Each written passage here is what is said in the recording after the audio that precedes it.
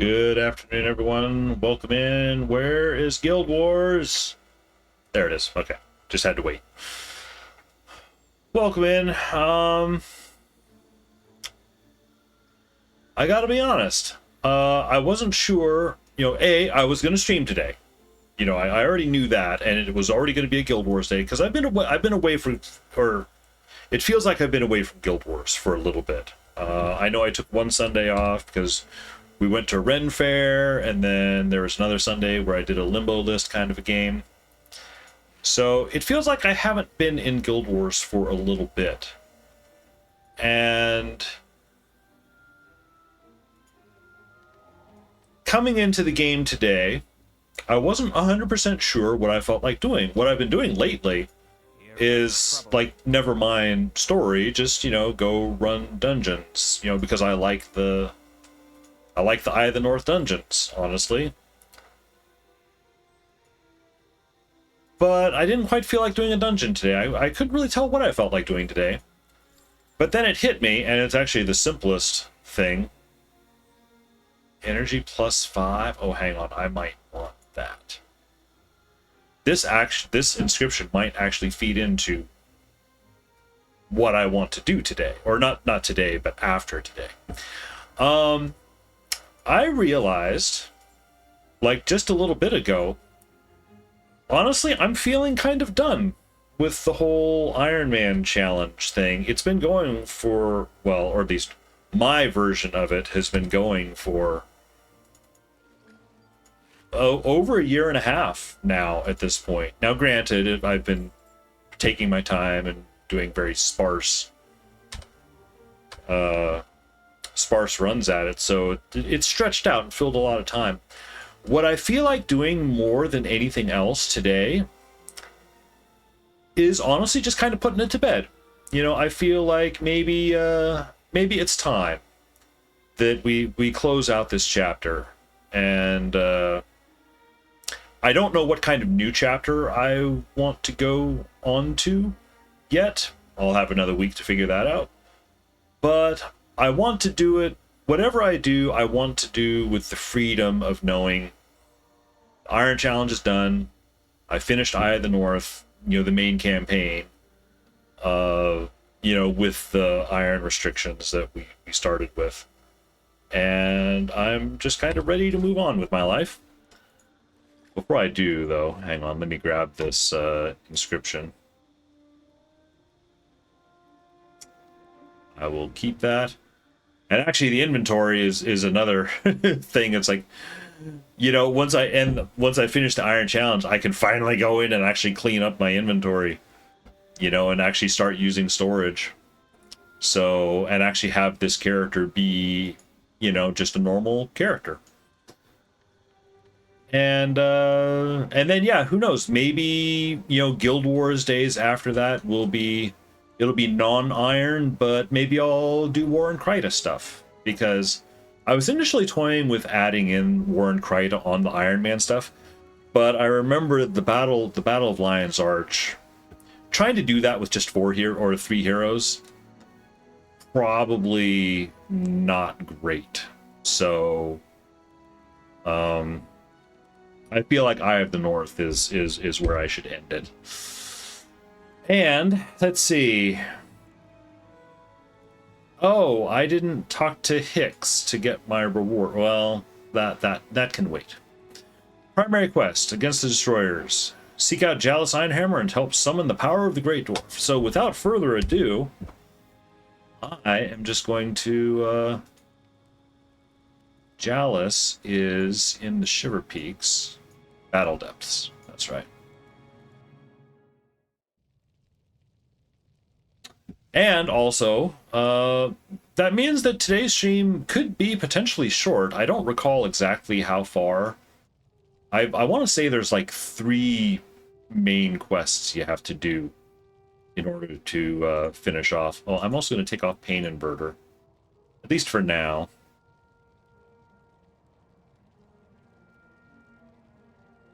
What do I... You know what? I'll just bring Signet. In case,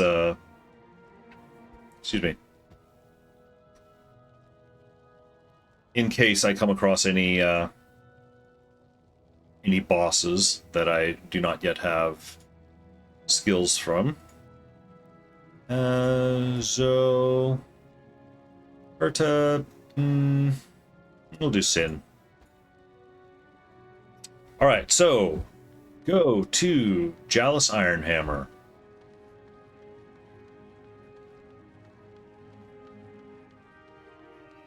And I have to say, it's, you know, this whole thing about, you know, putting, you know, kind of putting the Iron Man challenge, but is honestly a bit bittersweet.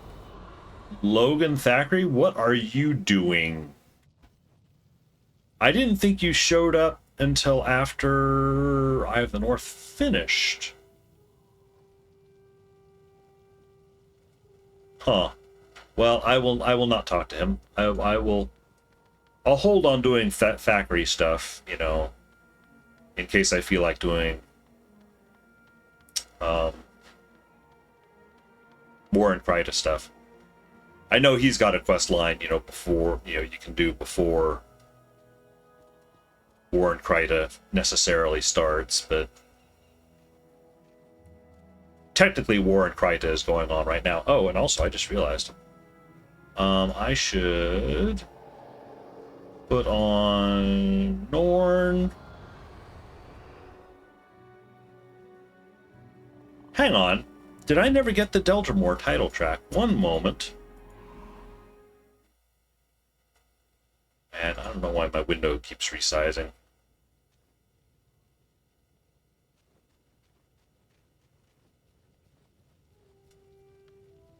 Dwarven recruitment officer. Yes, I would like. No, I don't want to talk to Kilroy. What news of the war? Okay. Now I should have this title. Okay, cool. All right, now back to Eye of the North. Off to the battle deaths. Hey-o. I don't know why my mouse spin feels a little funny, and it's not just Guild Wars. It's mouse sensitivity has felt really weirdly off, like on the desktop and in other games I was in today, which usually means I just need to like reboot my computer. It's like, I know I can go in and adjust like the mouse sensitivity, you know, at the system level, but then it's fucked up the next time I restart. It's usually just a good sign that it's like, you know, I probably haven't restarted the computer in a while. Should probably do that.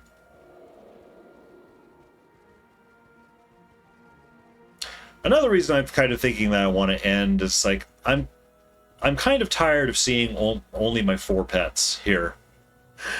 I want to get my full army of tigers back.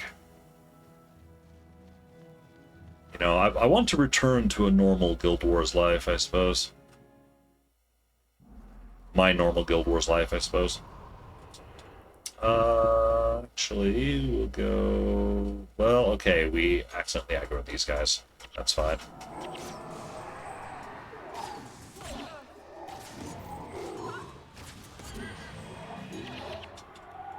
It's just normal mode, it's not a big deal.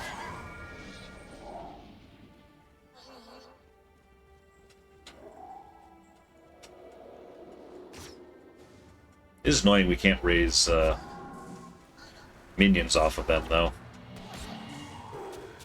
I mean, totally get why. They're elementals, they're not... They don't leave bodies.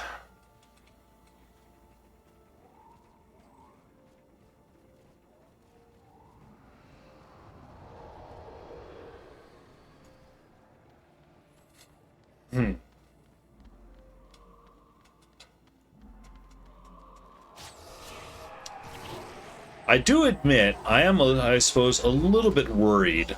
It's like, if I end the Iron Man challenge today, what does that mean for future Guild Wars days? Because it's not like there's necessarily other stuff I particularly feel like doing.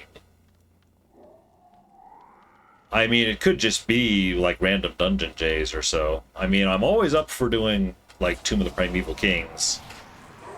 It's like one of my favorites. So it may just turn into kind of random runs like that or something. I don't know. I imagine it's going to be a very... Whatever I do, it's going to be a very day of decision. No plans in advance.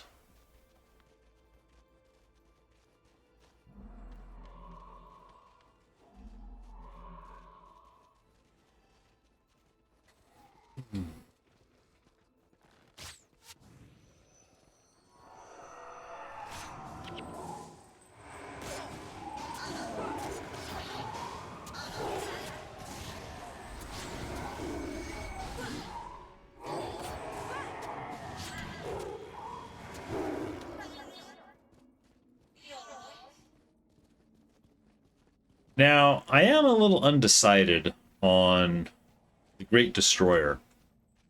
Should I cave and use PvE skills? Because if I do, that means, you know, I'm bringing out Pain Inverter on him. But at the same time, I kind of feel like Pain Inverter... It's not technically against the rules of the old Iron Man challenge, at least as far as I'm aware. I don't recall there being anything about PvE or not using PvE skills.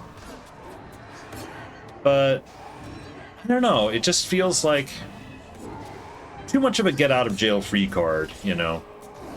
It's too useful against the Great Destroyer. Some of the other PvE skills are too. So I don't know. I might make a run or two at the Destroyer without any of the PvE stuff. See how I do. I mean, it is just normal mode. We're not doing any hard mode stuff, so I can probably do it without too much fuss. We shall see. Oh, you know, while I'm here, I will... Whoa, what the hell was that? Drift. Pick up some of the extra quests. Defend the Enclave, sure. But I won't actually do that right now. You seek the dwarves? Give me Destroyer Cores. I happen to have one on me. To do. Oh, he needs 3. Okay, never mind. Hail, human. Let's see. The moment of dwarven density is almost at hand. We know the location of the Great Destroyer and must now seek the power and guidance of the Great Dwarf. For that, we will need the Hammer of the Great Dwarf, an ancient, powerful relic hidden deep within the mountains themselves. Its exact location has remained hidden for centuries, known only to a single member of the Black Powder clan and handed down from generation to generation. Budger Blackpowder is the last of his lineage. Only he can lead you to it. Find him in the heart of the Shiver Peaks. All right. Let's shall.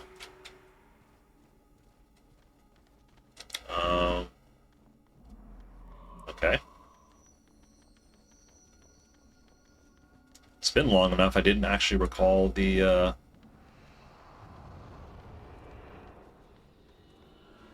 that the entrance was in this portion of the map. I thought it was somewhere else. Oh, Heart of the Shiver Peak. Oh, it's one. It's got like 2 entrances, I think.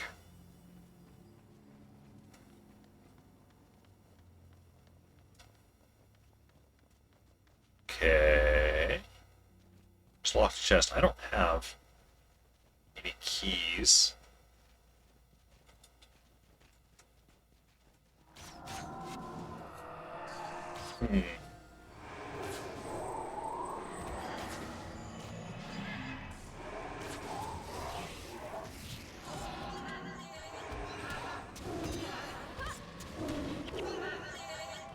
Apologies if I'm a little sleepy.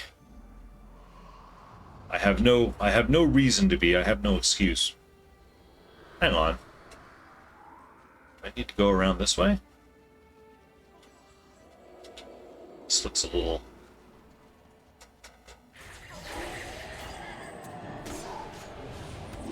It's like I have no memory. Why do I have no memory?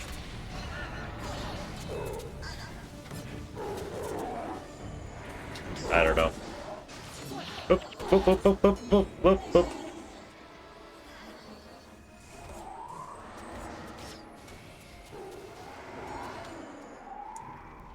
All right, now around this way. Yes.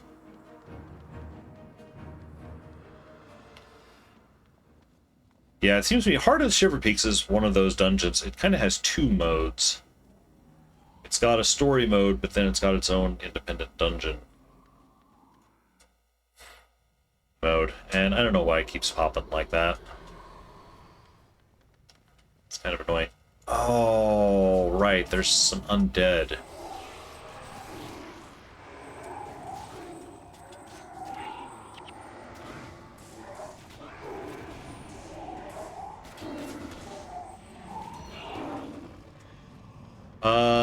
Zombie Necromancer. He's the one that needs to go down.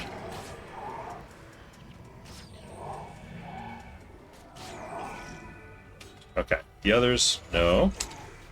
No. I'm not trying to type anything.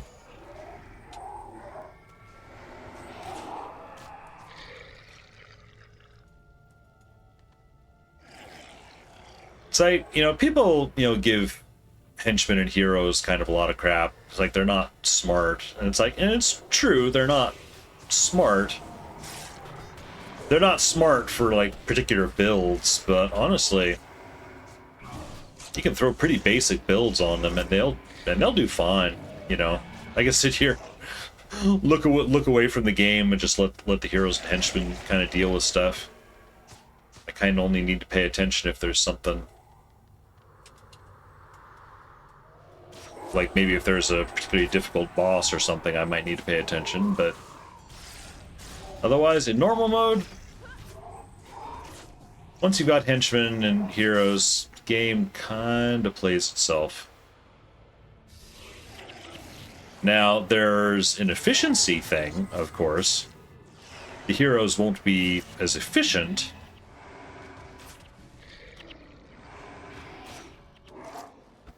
as people will, but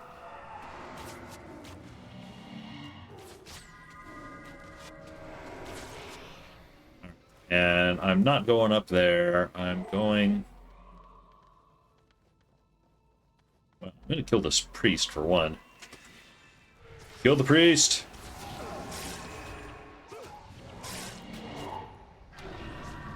Priest down. Yeah, wizard next. Okay, and everyone else is just rank and file skeletons.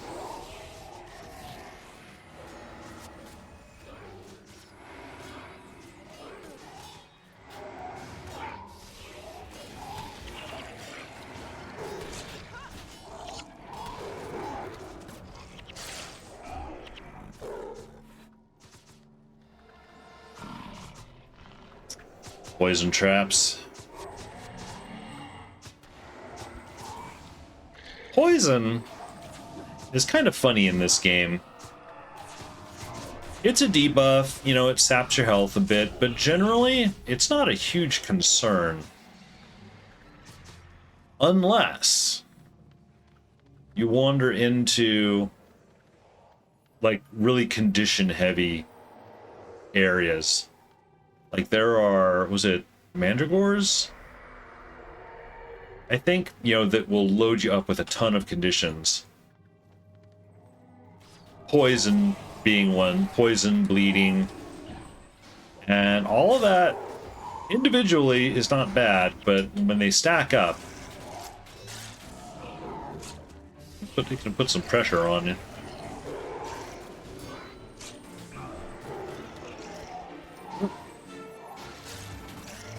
Pick up items even though I don't need them.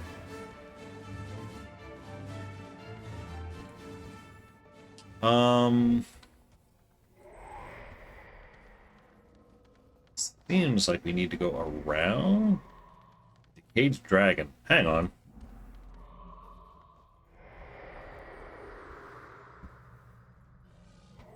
I have no memory of Decayed Dragon there. Oh, well, we gotta deal with these guys now.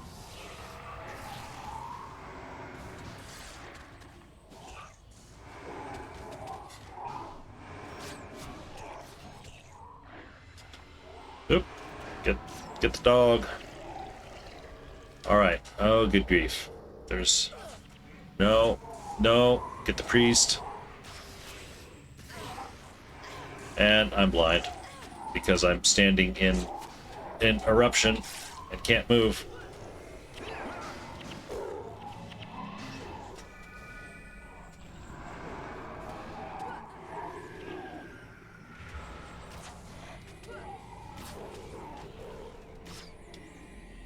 Okay, so I think I could go this way and then around the corner and get there.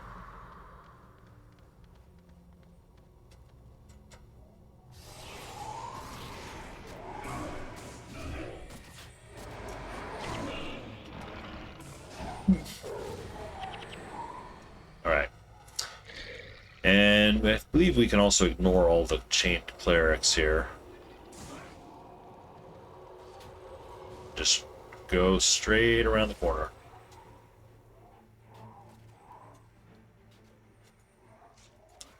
I didn't pick up the bounty. I've been so bad about remembering to get the bounties lately. Oh yeah, this guy.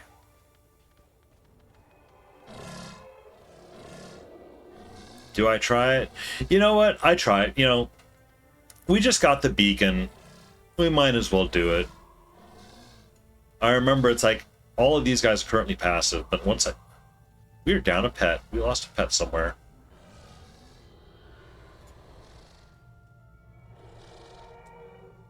Oh. We've lost another pet. Hang on, hang on, hang on.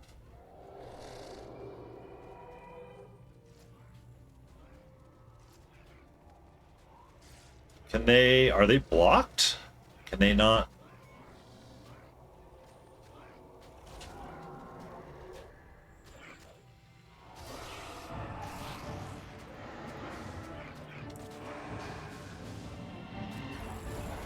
The pets were actually blocked by these two guys?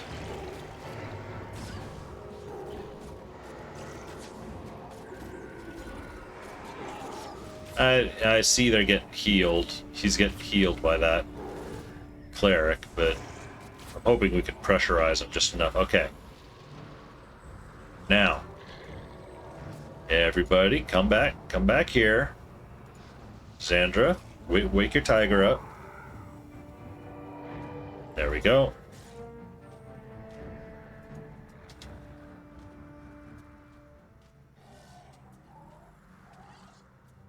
Okay. I think we're all here. We're all together.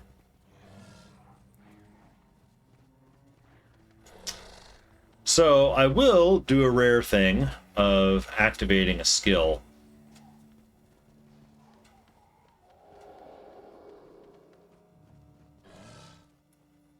In advance. Oops, well, not in advance.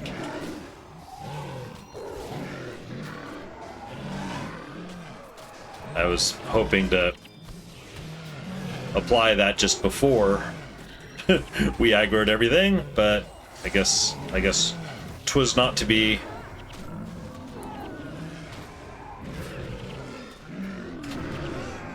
And I'm dead.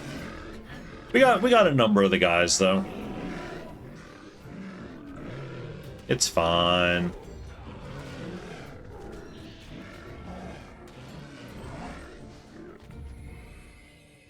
All right. Tiger, what do you do? What? Oh yeah, we got most of them.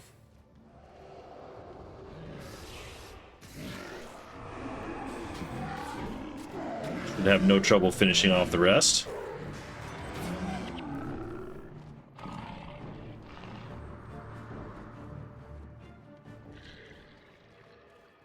We can clean up the boss with little to no issue. Okay, don't stand next to the bodies.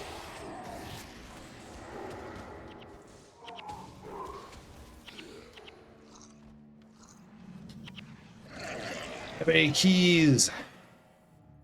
All right. I now have the map. You need to get to Budger, and then I think level 2. Up, this way.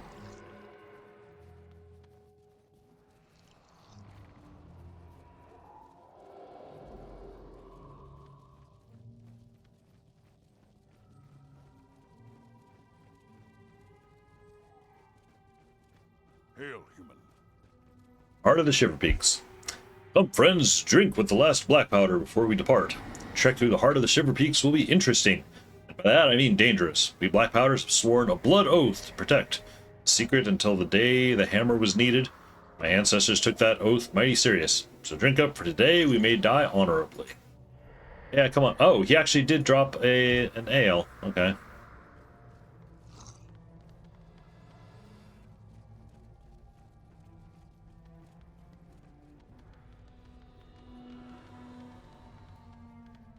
Suspicious of these traps. Oh, there they go. Yeah, it waited. Oops.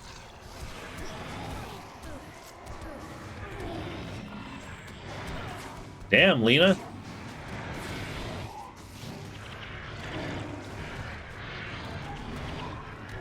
Going down super fast.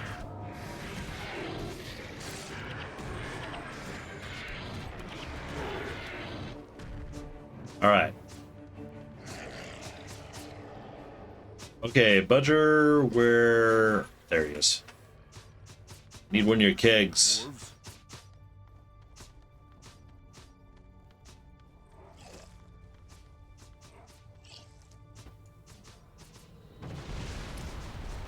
Boom.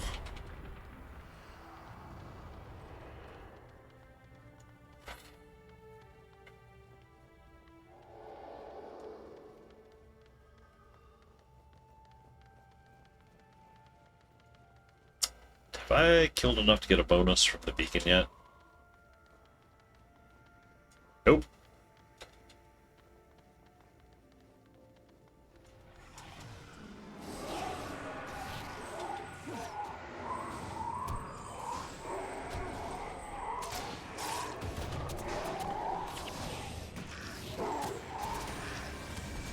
The Scout will also put a lot of conditions on you. They're kind of a mix of conditions and hexes.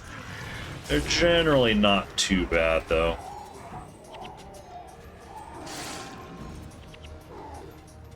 Inventory is full. Yeah, honestly, I feel like the end of Iron is all about freeing up the inventory.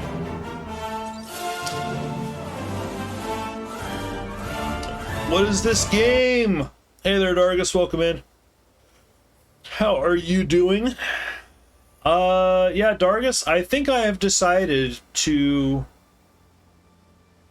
end the old Iron Man thing today to officially retire this character. Or, well, not the character, but the Iron Challenge part of it. I couldn't really decide what else to do, and B, it's like, you know, I'm kind of just, I think, ready to be done. This thing has been going for a year and a half, and I'm ready to move on.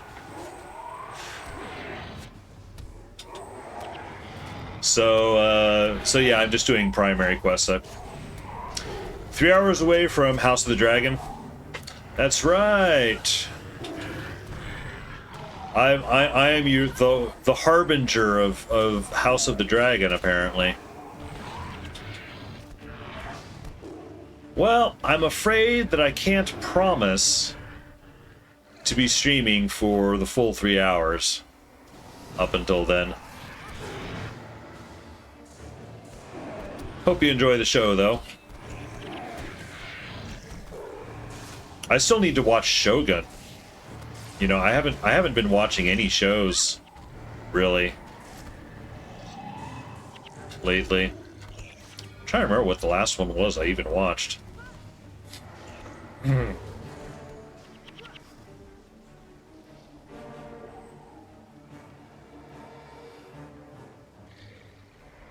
Oh, there's a black powder wall.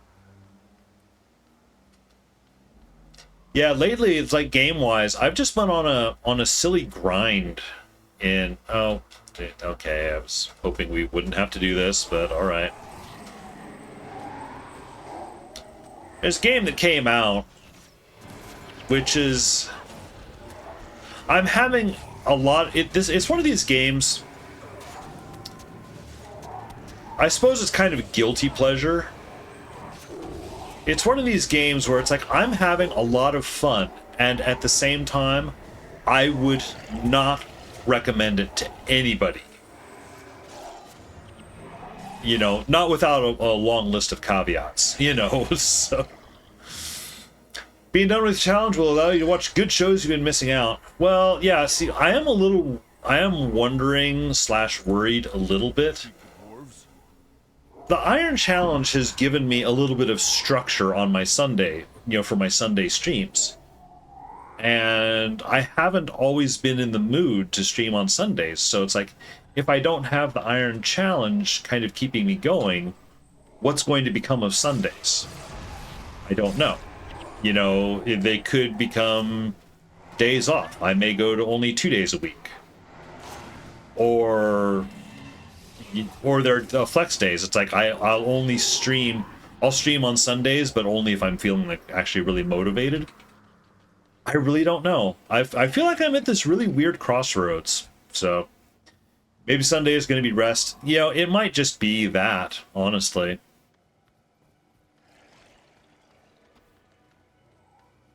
But yeah, that was kind of my thing is today, you know, if I'm 100% honest, what I feel like doing is not so much playing Guild Wars, I feel like playing this stupid other game, which is barely a game. It's more of a grind disguised as a game. But I have found it entertaining, enjoyable in a way, in a kind of turn off your brain and just kind of mindlessly grind kind of way. It's called The First Descendant. It's a Nexon, you know, looter shooter, you know, thing that came out a couple weeks ago. And the story is ridiculous, stupid, and couldn't hold my attention at all. It's like I couldn't tell you what the story is about. But I do enjoy there's a remarkable amount of freedom around build crafting in it though, which I find interesting. So day after Saturday might be a good resting day. Yeah, it might be. And you know, honestly, Sundays have always been a little bit weird on the streaming day because the most amount of time I can ever commit on a Sunday is maybe 3 hours. You know, and often not even that. So it feels like, it's like, you know, is it even worth it, you know, streaming at that point? I don't know. It is if I'm feeling really motivated. But truth be told, I've not been feeling super motivated when I'm not doing... I feel more motivated doing my variety game stuff than I have Guild. There's the area map. Remember, hold the button. All games don't need to be so deep to be appreciated. Yeah. Well, this one, it's almost kind of a running joke. Is hang on, where's the? There, right, they're right. There's a downward passage here. You know, the First Ascending, it's, you know, it's a fun, you know, third-person shooter thing. It is, however, also very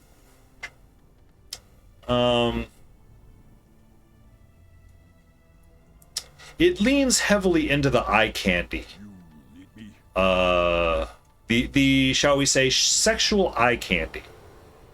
In terms of, you know, if you're playing as a female character, they're always highlighting the butts or the boobs or, you know, all this to a ridiculous level.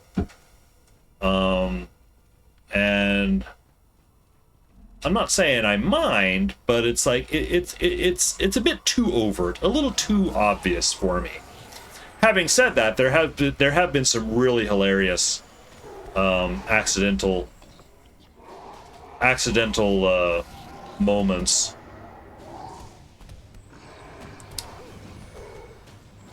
I should describe one of them here in a moment. Let me clear these guys. Perfect amount of Game of Thrones waiting. the 3 hours of Sunday, yeah. So, the first Ascendant, it's kind of a hub-based, lobby-based, third-person shooter. You've got your home base, it's called Albion, and it's got this central transporter in it that, by default, whenever you spawn in, you always spawn in at this one transporter. So does everyone else in the world, so there's always a ton of people packed around this one transporter. There are other transporters in place, but this is the default one. This is the one that everyone goes to. And so whenever you port in there, your character comes in, lands, and you're in a sea of other people. And the vast majority of whom are female characters. And this is one of those games where it's free to play, but cosmetics cost money. Which is fine. Honestly, I've got no problem with that. The cosmetics are some of the cosmetics are very revealing, shall we say. Even the default outfits, they're all very skin tight. But if you pay for the outfits, you can pay to get like a maid out, a French maid outfit, or they just introduced swimsuits. Never mind that stylistically, that stuff doesn't fit with the world at all. It's not great. But what this means, though, is every time you transport into this world, into your home base, you land in a sea of French maids and bikinis. So that's the setup. Now, there was this one chapter of the story I was playing. Now, again, the story is stupid. It's some, alien, humanity versus aliens fighting over, stones that give superpowers, yada, yada, yada. Don't care. It's really super generic. But there was this one point where it did this big, long cinematic of like the big bad evil alien guy. He was doing Saruman's war speech, from like Lord of the Rings kind of a thing, in front of his army of aliens. They're all bloodthirsty, kill the humans, do all this stuff, and it's all very fire and brimstone and everything.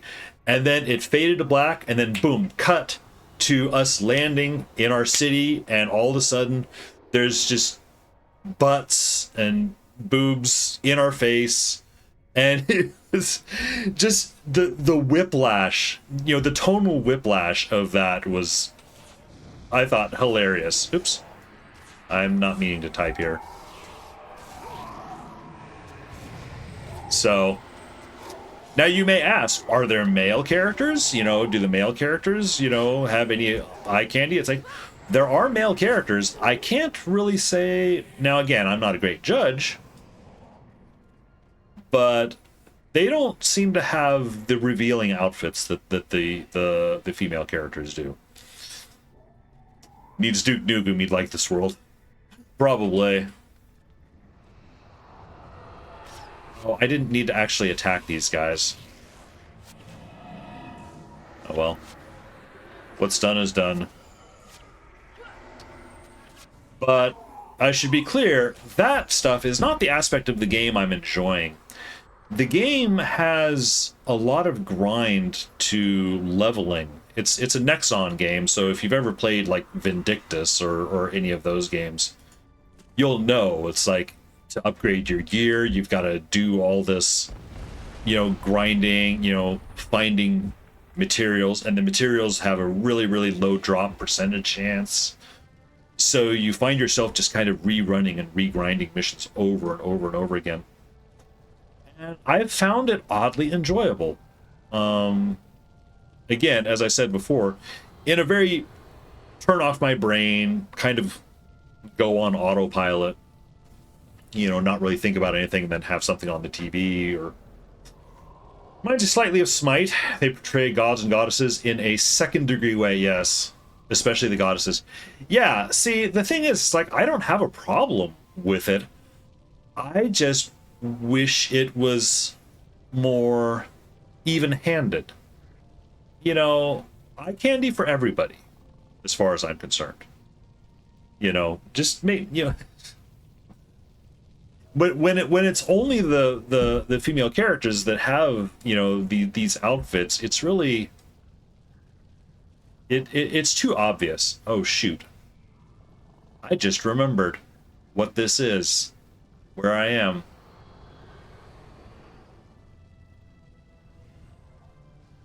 It seems to me when I went through this on my monk warrior character, this guy, even in normal mode, he fucked me up really, really badly. Okay, well, we're gonna do this. Okay, I am gonna need to spread out my people though.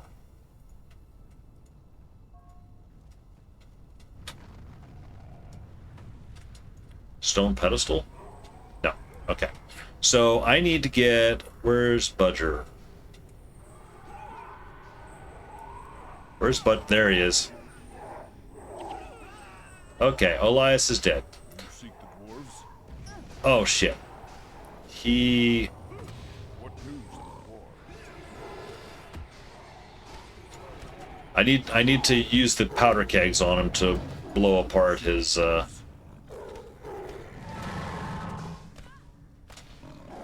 shell. Hail.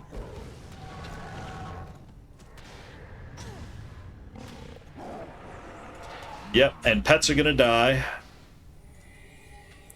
Oh. Yeah, get him, everybody. Everyone who can.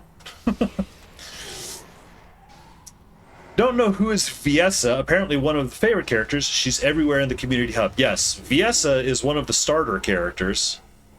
She's essentially an ice character. Now, it's funny that you say Viessa is everywhere in the community. I would have thought that Bunny. Because Bunny is kind of the mascot character. And she's got kind of this ridiculous helmet that gives her rabbit ears. Also wearing very skin-tight outfit. Pretty ridiculous. What news? And also just her character tonally doesn't fit with the world at all. But again, like I say, it's not a great game by any stretch. It's just a silly, guilty pleasure at this point. You see Bunny too, yeah. And Bunny has like a different outfit. Oh hey, we actually did it without too much trouble. Yeah, Bunny is kind of the mascot character of the game. Oh, I should get my pet up. And Sandra, you should get your pet up as well.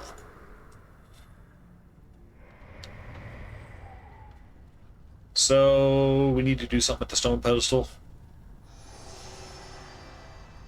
Oh, that was it. That was the dungeon. Okay. Did I finally get a gold max damage Rec 9 bow at the end of the Iron Man? You know, there is no better time for it, honestly. Let's see what it is. Energy gain. Enchantments last 19% longer.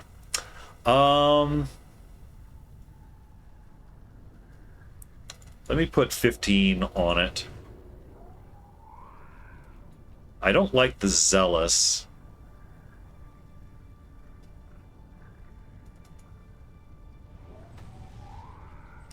Oh, that's...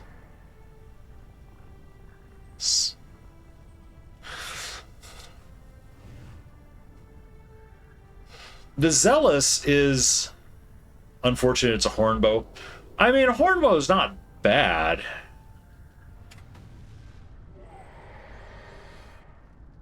I'm not super wild about the Zealous part, though. I'll keep it. I'll keep it. I'll customize it. I would mod that. I'm not a big fan of zealous weapons. Unless I could see like zealous dervish, like a zealous scythe being really good. If you're hitting things a lot, you know, then it's really really good. But it's not bad. It's awful. Yeah. What are my bow preferences? I mean, I like longbow, recurve bow. I like recurve bows. Um, I don't recall horn bows being too different from recurves. Come to think of it, not entirely sure. So hang on, what do we do? Siege Alice Iron Hammer for your reward. Okay, so if I wait this out, will it just port me back to the battle depths? Guess we'll find out. The attack speed.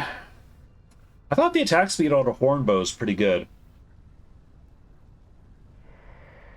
Horn bows 2.7 seconds. Recurve. Okay, so recurves are a little faster. Okay. Horn bows have built-in armor penetration.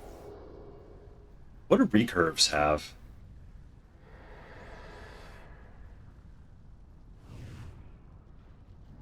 I feel like suddenly, like, all my ranger bow knowledge has just disappeared. Hey, yeah, nice. It transports us right back to Chalice. Oh, whoa!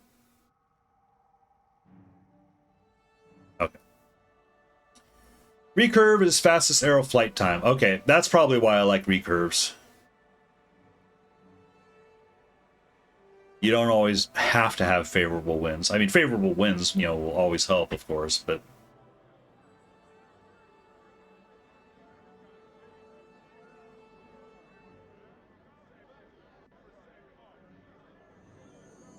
The great dwarf's power is upon you all.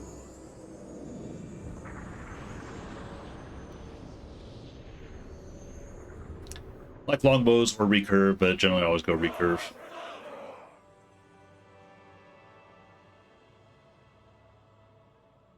The ritual is almost done. How are we doing? I've restructured the matrix array for the golems. It's so simple that even a human can use it. The Norn are ready as well.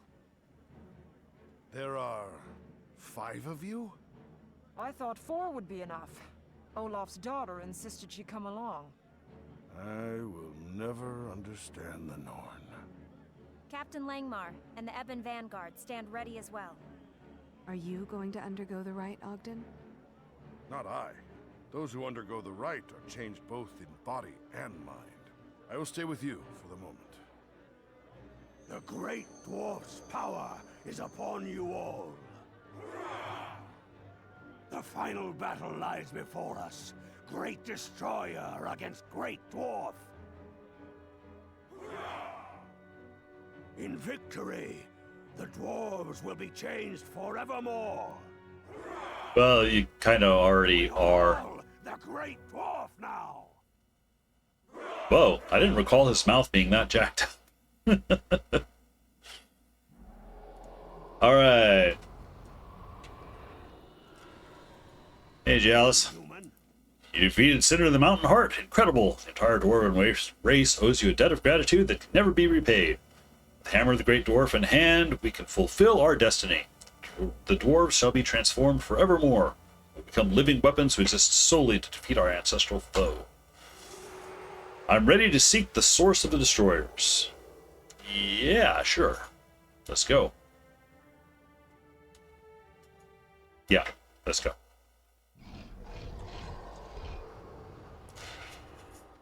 Destruction steps. Okay, so... Right, charge up golems. Wait on energy.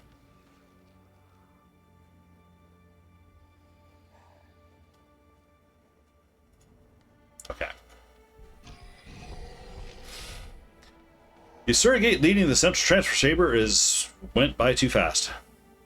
Evading the Asuran patrols went too fast again. Some of the golems take some of the golems.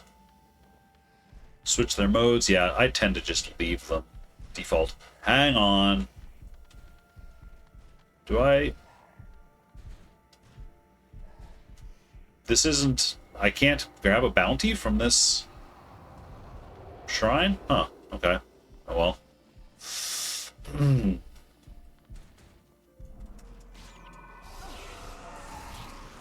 Forgot if I asked before, do I watch or have I watched Supernatural? I have not watched Supernatural. I am vaguely aware of it, but...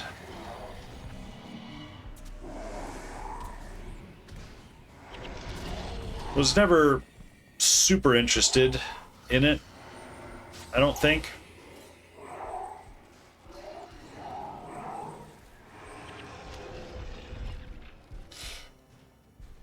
I feel like it's like, you know, in my advanced old age, it takes a lot to get me into a show. To watch a show. Like, just to even start watching a show, honestly.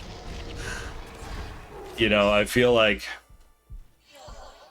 it's odd. I feel like I was a whole other person, you know, before the pandemic came around, because the biggest thing, I loved watching shows. I loved going to movies. Pandemic came along and, you know, it shut down the movie theaters because, of course, it would. But I realized at some point, it's like, you know, I don't know if... I feel like a couple of things happened. I feel like I'd like Supernatural. I mean, I might. Oops. You know, prior to the pandemic, of course, you know, the movie theaters were largely Marvel houses, you know. Most of the movies coming out were Marvel movies at any given time. You know, there'd be a couple of other things, but... and Marvel just got so oversaturated. I tried to keep up with them, but at a certain point I'm like, I just don't care anymore. It's not that they're bad. I mean, they're all very, very predictable. You kind of know how each one is going to go. So I haven't even kept up on the latest Marvel stuff. Pandemic did have a big impact. Yeah, I mean, big impact on everybody for sure. But just the way that I feel like it changed, you know, just some of the habits that I had. You know, I'm streaming on Saturday afternoons. Saturday afternoons were always my movie time. I would go to a movie theater on Saturdays. Or well, I mean, assuming there was something I wanted to watch. Or yeah, I would have, you know, shows, you know, TV shows to watch, and I really don't. I mean, I do have Netflix. I do have a wish list of shows on there to watch. I just don't feel like I get quite... there's this initial hump of just trying to get over pressing the start button, you know, to watch. Like, it feels like a commitment. Okay, I'm going to watch this one episode, you know, or something. I have trouble pulling that trigger.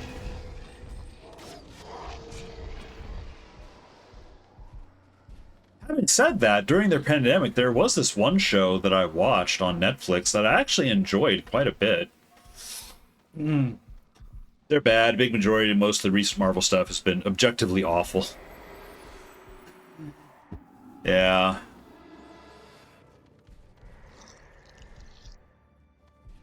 And it's weird. I think at some point I watched Iron Man again, like the first Iron Man with, you know, Robert Downey when it came out.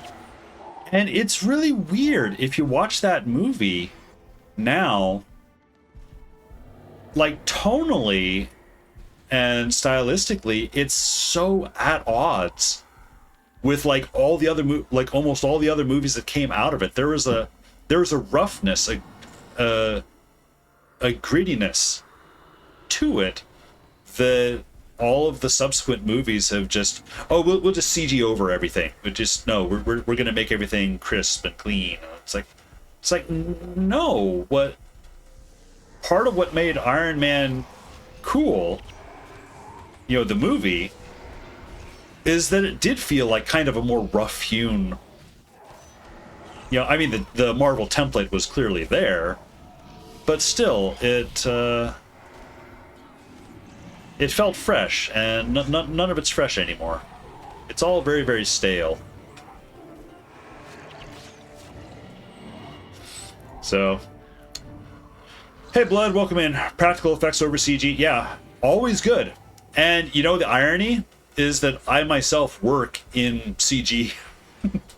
So whenever I say that, I feel like I'm being unpatriotic. It's like, well, no, I mean, it's the practical, you know, having practical effects are great, and it's great for the actors because they have something there to act against, you know, to look at, you know, they have their eye lines correct and everything. And I remember George Lucas went on a big bender about, you know, yeah, I don't know why people get so up in arms about practical effects for CGI. It's like everything's fake. And it's like, yeah, George, everything's fake. But there's more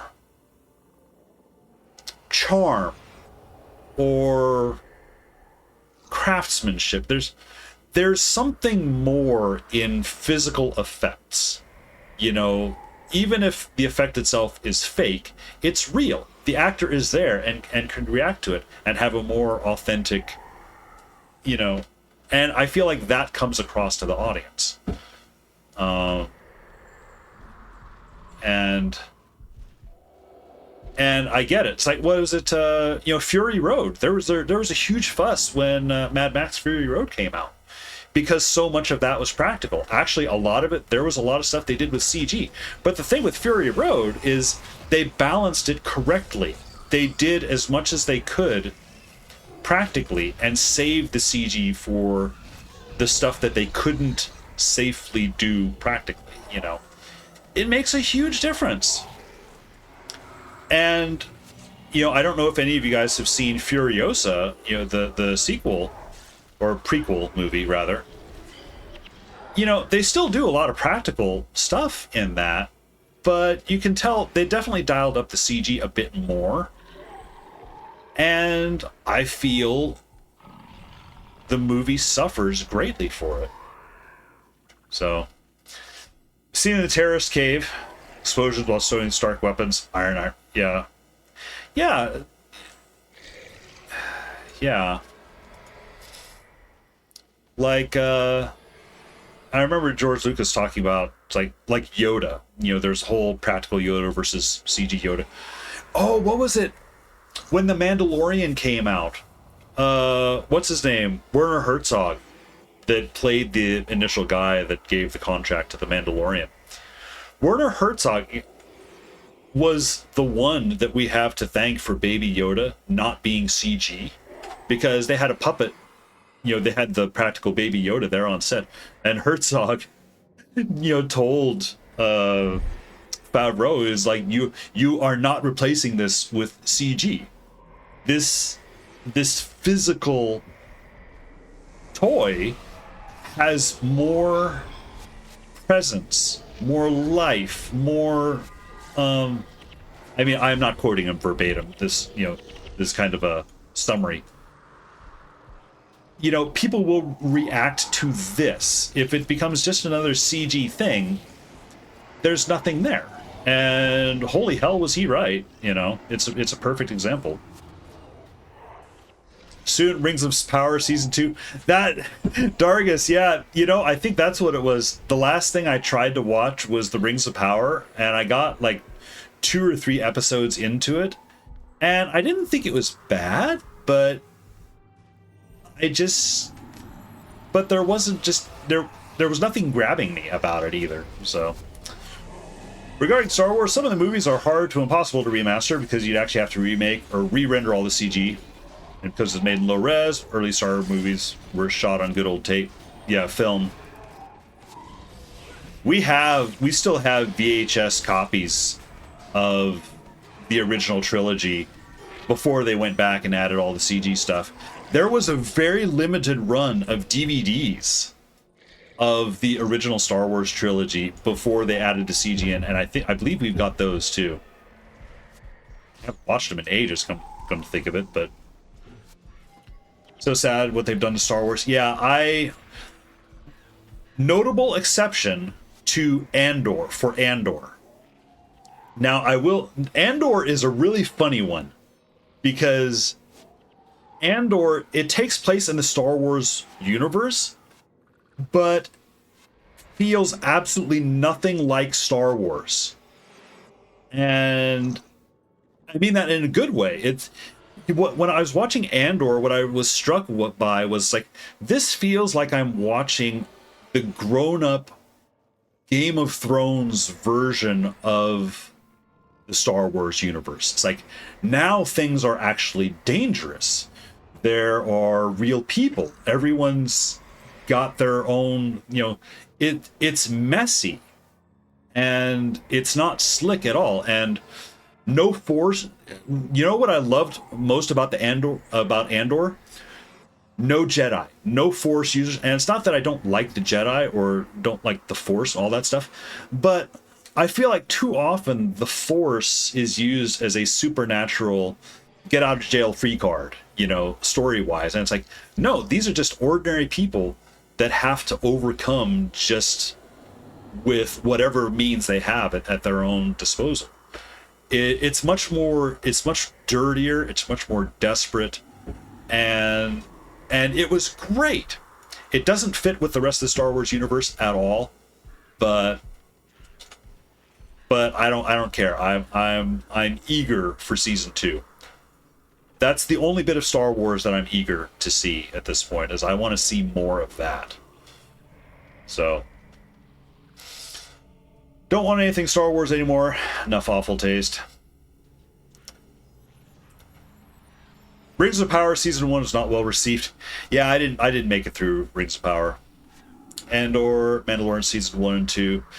Mandalorian, I liked the first season okay. I didn't think it was as great as everyone said. It was a bit more refreshing, I felt. Especially after those, the movies that came out. The recent movies. It was a very simple streamlined, kind of thing. But again, in season 2, they're starting to get into, some of the Force use stuff, and I'm like, whatever. I like it when I feel there's actual stakes, and a lot of times in the Star Wars movies, it's like everything is so kind of overblown, good versus evil and everything, that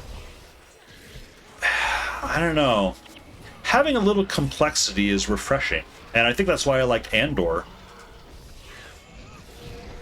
What was there, some article I read at the time, the banality of evil. It's like, you look at Andor, and it's like, yeah, the Empire is there, and they're doing bad stuff. But at the same time, what are you seeing a lot of? You're seeing just the simple bureaucracy, the day-to-day bureaucracy that goes into maintaining this evil empire. And it's like, the people working in the bureaucracy, it's like, they're just working there. They're not great people, but they are far more interesting than just being mustache-twirling villains, It's like, it was very interesting to watch, even the villains in that show. Other than that, Bad Batch. Except, yeah, I did watch the Clone Wars series, several years ago. That was actually a pandemic show. I watched the Clone Wars. The Clone Wars was kind of a lunchtime show for me. We were working remotely, so I was working at home. So lunchtime would roll around, I'd go inside, I'd make a sandwich, come out, and then watch an episode of the Clone Wars. Just to pass time while I'm eating a sandwich. And it was alright, it was good. I have no desire to go back and watch it again. I thought it was interesting, you know, some of the stuff they did in that show. I will say it was a wildly uneven show. Why am I even fighting? I could just run through this door. Why am I even fighting? Probably because I'm too busy talking. Oh, gotta power things up again.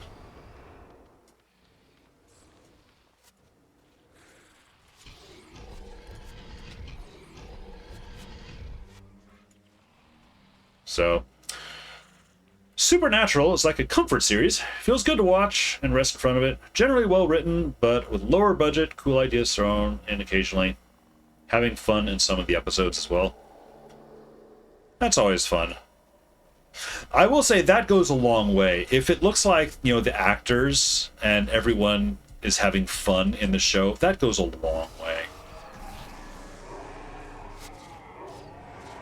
You know.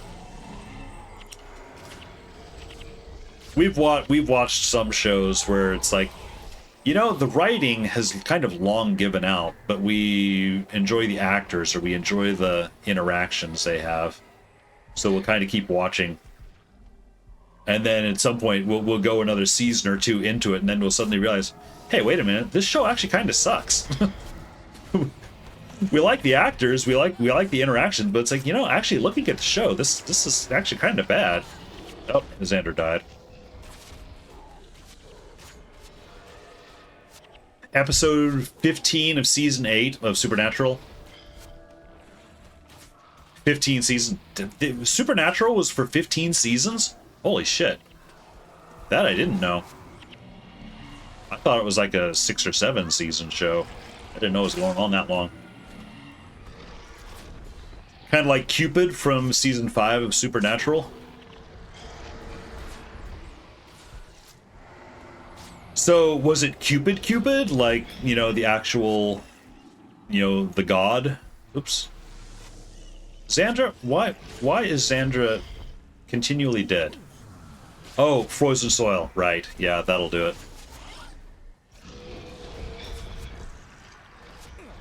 Okay, okay, that's over there. So, we're gonna need to deal with that. Hey everybody, come deal with these. No, don't you cast frozen soil. Okay, we got Xander back up. That's the important bit. One of my favorite episodes, some virus infects one of the two main actors, and it increased his fear of everything over time. At some point he screams in horror at the sight of a little kitty running from a wall. Okay, that sounds like an amusing clip. I will grant you. Oh, it did become a meme. Okay. Not a god, just a naked angel who likes to hug people as a greeting. Okay, so he just took the namesake of Cupid. Okay. I think I got you. Oh, hey, there's another destroyer core. I need 3 destroyer cores for what's his name? Alcar.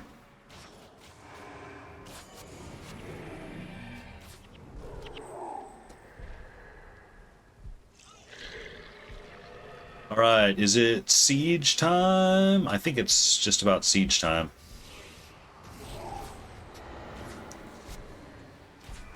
Whole episode. So then Cupid got punched and disappeared.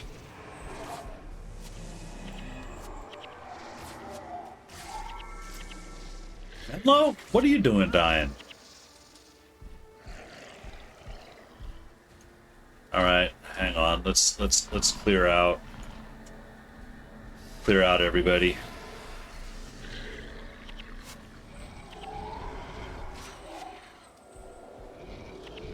Get this one too.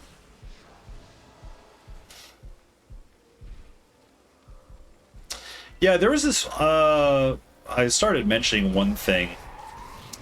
There's this show that I started watching, you know, way back during the pandemic. And there's only like, you know, 10 episodes. It was just like a single season thing. It was a South Korean, you know, kind of glamour, romance, drama comedy horror show. It was a crazy mix of genres, and it was so weird, but I actually honestly kind of really enjoyed it. It was called, hang on,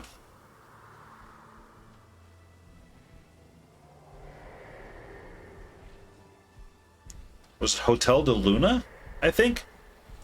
It's like House of the Moon or something. It was effectively a kind of a death and afterlife story of, you know, this hotel. Like, you know, people die, you know, and if their souls don't immediately cross over, or they're not ready to cross over to the afterlife, they would be confined to wandering around the world. So there'd be this hotel for the souls of the dead that, you know, these troubled souls could, you know, find refuge in. And I thought that that alone was just an interesting concept. But it's billed as kind of a romance story, and it is. It's got a lot of very swoony, you know, the two leads, you know, ridiculously attractive, you know, man and woman. You know, the woman is kind of the owner of the hotel, and the man is a mortal who's been hired to manage the hotel. Ridiculously good looking people, you know. Everyone in the show is you know, like supermodels kind of a thing. But it was just really interesting, some of the stuff that they're doing.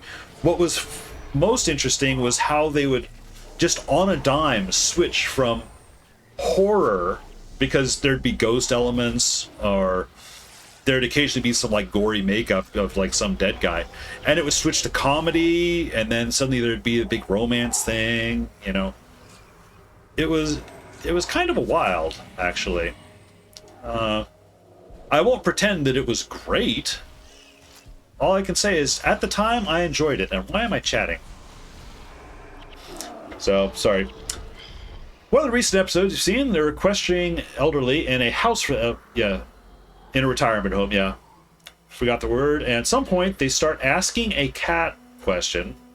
He doesn't respond. When they leave, you hear the cat throwing an insult at them. Plot was that a very old man with very high psychic powers was losing his mind and would seek refuge in cartoons, so things around him would come like cartoons. Oh, interesting. Okay. So many funny episodes like that. Having a good time watching. Okay, yeah. You know, Dargus, you're actually selling that show pretty well. That actually does sound like some interesting stuff. I might have to check it out.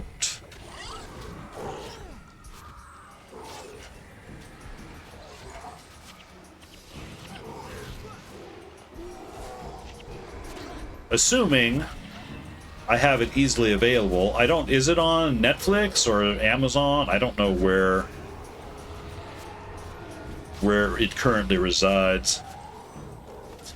One where the two main actors get thrown into a dimension. Oh, like an alternate universe. Oh, everyone's talking like actors. Excuse me. That reminds me when I was playing the Alan Wake DLC. Holy crap, why?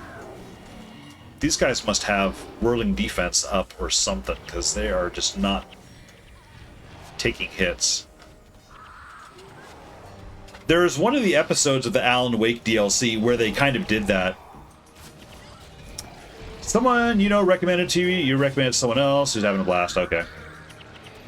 Nope, don't talk to him. Don't change his programming. It's on Prime and Max. Okay, so I believe I've got Prime. I'll have to take a look. Although, honestly, I probably won't look until after the Olympics are done. Because the Olympics are kind of our nighttime default TV currently. We're not necessarily actively engaged with the Olympics, but we do like... We're big fans of sports that aren't, you know, kind of the big three. You know, the big American three. football, baseball, basketball. It's like, we're actually not very interested in those three sports. But when it comes to like Olympic level stuff, like track and field or skiing, you know, that stuff, we'll watch that stuff all day long. We used to have a dedicated channel that would run, like when the Olympics weren't running, they would run like the World Cups for all of these other events, you know, like skiing and everything. We loved that channel. Sadly, that channel went under ages ago. First season felt different than the rest of the series. Oh, okay. Holy crap, we're losing people. Hang on. We're losing people because we have no healers. Let me see if I can get our healers up. Are the Olympics good? You don't even watch it or really follow the Olympics. Just been told you win a lot.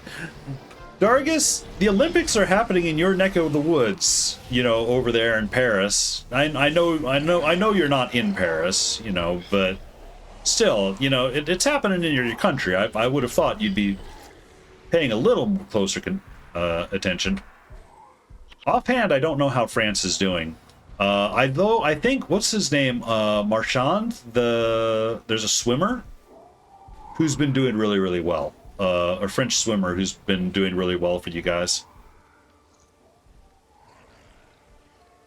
Oh, I guess we won. Boy, you're now second best in the family. Hey there, Zaros. Welcome in.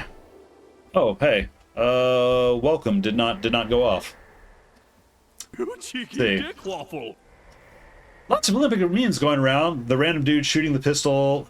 Yeah, so I missed out on the one with the guy shooting his pistol. Was it just that people liked the pose that he was in? Because, I mean, I've seen the other contestants, and they're all striking the same pose. What was it about that guy that was special?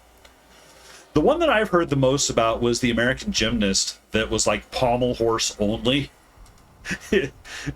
That he, I don't think it's this way. No, I think I need to go this way.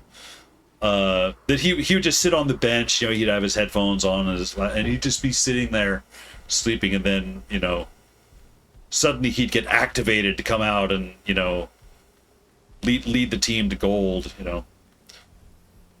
Marchand, yes. Yeah, Zaros, welcome in. How are you doing? I'm doing a Guild Wars day, although I should, sorry, it's been a little while since I've discussed it. Today's perhaps a little bit of a bittersweet day. The goal is today to finally put the Iron Man to bed by finishing up the Eye of the North story mode.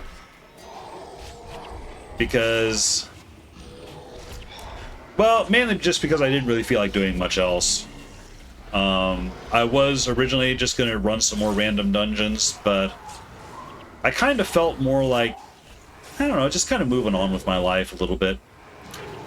That's not to say that it's the end of Guild Wars, but it is kind of the end of an era.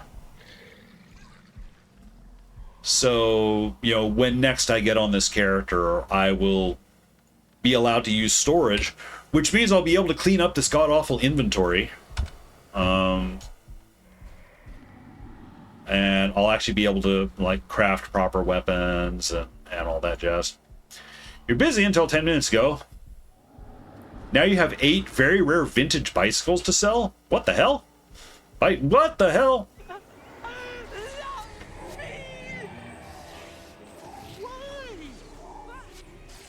It must be required. Hey there, Amorphous. Welcome in. Thank you very much for the resub.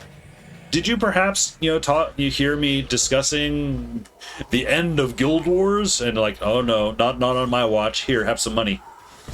Here, have a welcome. No one can stop death. It's like, Guild Wars done, no more streaming.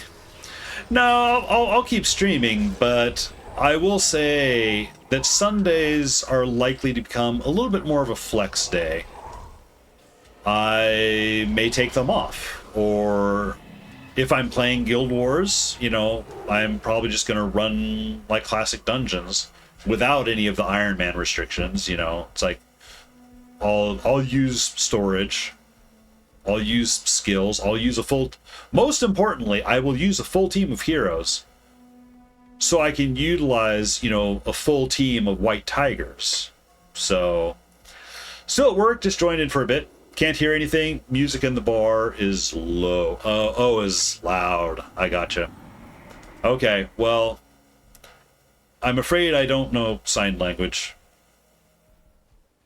But loud, yes. Flex day, yes, a day for me to show off all of my non-existent muscles. No, it's like they may become days where I'm doing, you know, I might be doing more random games. You know, it might be Guild Wars, it might be something else. I may just take the day off. I really don't know. It's it feels like you dead here. You think I'm gonna die in this room? I mean, maybe. Honestly, I've barely been paying attention to what's going on.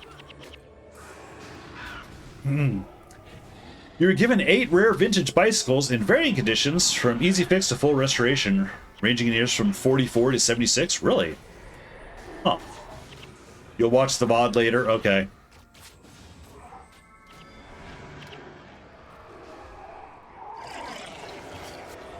Well...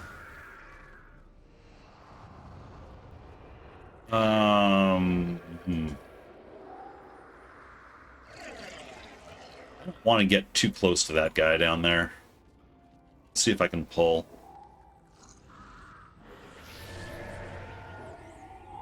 Pull the groups. But yeah, the main thing, Amorphous, is we're just finishing up Eye of the North here. We're finishing up the Iron. And then we'll figure out what I want to do with my life later, so...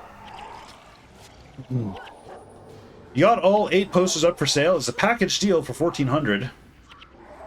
800 shy of their current total value, sold separately.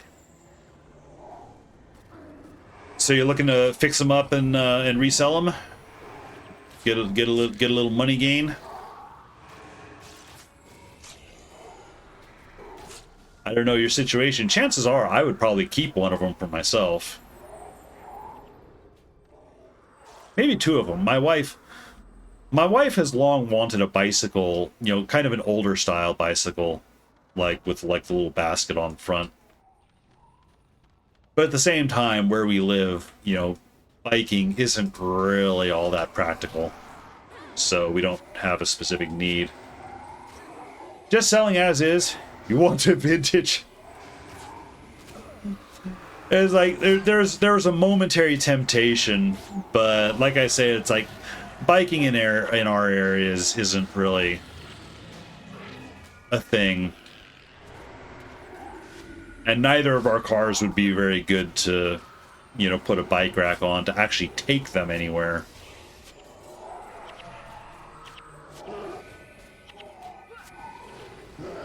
Appreciate the offer, though.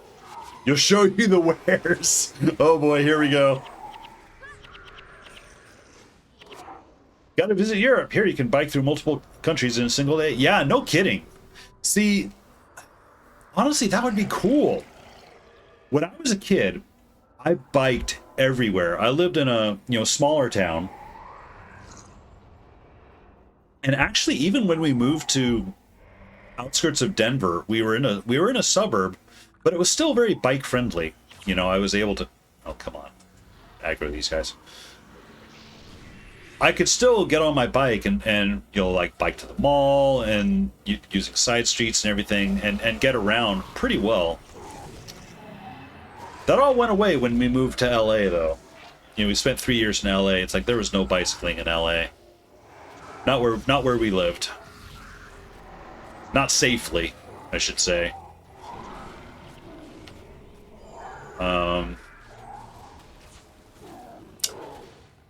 I did briefly have a bike when I was in college, though. I just remembered. Sent photos. 30 miles from anything easy. Boop, boop, boop. No, I want to attack this one. Everyone attack this one. Don't wake up the big bad guy.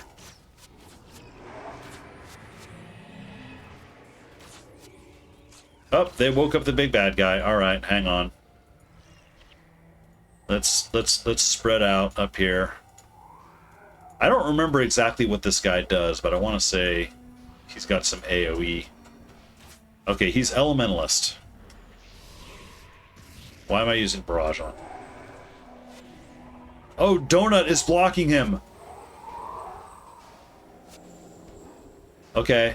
Let's see if we can keep Donut alive. Biking in LA? Sounds like what a character would say in a TV show. There's a movie Steve Martin did many, many years ago, and it actually, came out when I was living in LA, called LA Story. It was kind of universally panned at the time. Honestly, I kind of liked it. It was just kind of a silly story. He wasn't being a silly Steve Martin character. He was more just, displaying some of the quirks of LA. People living in LA. I kind of like that movie.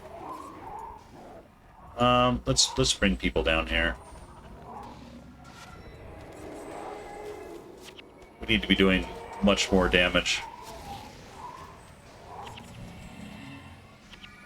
But yeah, one of the lines he says in that movie, someone talks about going on a walk in LA. Oh my goodness! Valkyrie Emma with raiding with... Hey! Welcome in!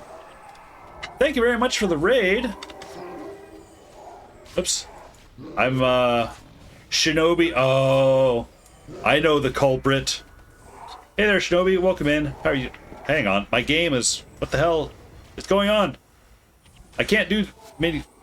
You know what? I'm gonna let the henchmen deal with this. They've kind of got it on autopilot, but I'm afraid I need to freeze things here. First time chat from Cubanu. I'm sorry, I don't know how to pronounce that, but welcome in. Let's get you the shout out here. What were you doing today? I hope you had a lovely stream. I am Valkyrie and I come bringing warrior souls to support my stream. Oh, and J-Fogs. Hey there, J-Fogs. Welcome in. Make donations so I can buy a PC able to play Guild Wars. No, I can't. There's something going on where if I tab out, it freezes the game, and I don't really understand why. In the shadowy corners of Twitch, there's a player with a dual identity. Valkyrie Emma, the soul collector by day, the girl next door by night. They roll through Katamari's whimsy, but when the sun sets, survival horror that beckons. Who is this enigma seeking solace in a scary game? And what secrets do their hangouts hold? Stay tuned if you dare. Dun dun dun! Oops, hang on, I gotta freeze things again.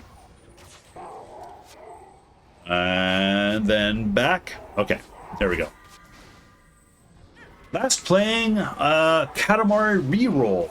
Okay. I've heard of Katamari. I've not played any of those games.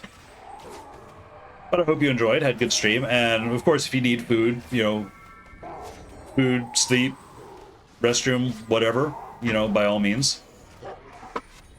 Do as you need. You're welcome to hang out, but you're also, don't feel like you need to stick around. It's like a Windows XP capable machine. You guys know this machine is new. I got it no. Not last year. Was it the year before? Whenever Starfield came out is when I got the new computer. God, Starfield. That feels like 5 years ago. I'm sure that was only like 2 years ago, though. And I love you, random citizen. Super close. Your name is just added an A in the... Oh, okay. You're super relaxed for a Sunday Fun Day stream. Okay. Well, I'm glad you had a good one. And my heroes and henchmen have apparently beaten the boss for me. So, I love that. I haven't had to actually do anything. No work. Oh, but now everyone's teleporting around. This happens sometimes if I have to tab out. But thank you very much for the follow, Q and let's see. 1 year old. No wonder it's struggling with Guild Wars. Oh yeah, check out all of this teleportation that's going on. Well, you know what? I'll just let the heroes deal with it. I play in full screen, need to play in borderless. You know, this thing did go through some settings here. Windowed borderless. Okay. Although now this annoys me because I've got a black bar down at the bottom. That's odd though, because usually I do run in borderless. So I don't know how that got flipped to full screen. But in any case, thanks, Dargus. Windowed full screen also works. You know, maybe that's the thing. Oops. Window full screen. There we go. I think that's the way it's always supposed to be. It must have got flipped to full screen somehow. Yeah. Thank you, Dargus. It's been ages since I've messed with any settings, you know. But yeah, welcome in. I'm actually finally finishing up an Iron Man challenge that I started like a year and a half ago. We have driven them back, but at a huge cost. And the destroyers are regrouping. Shinobi was in that group at the same time. We are stone. I finally... Yourself, your core beliefs of what your truth is. You won't be lining up at Walmart at 5 a.m. Changed in body and mind. Yes, Jalis For anything. Ironhammer is resolute, but the destroyers are infinite. The operative words there being lining up. There's nothing wrong with going to Walmart. As humans like to say, third time's the charm, right? There's nothing wrong with going to Walmart at 5 a.m.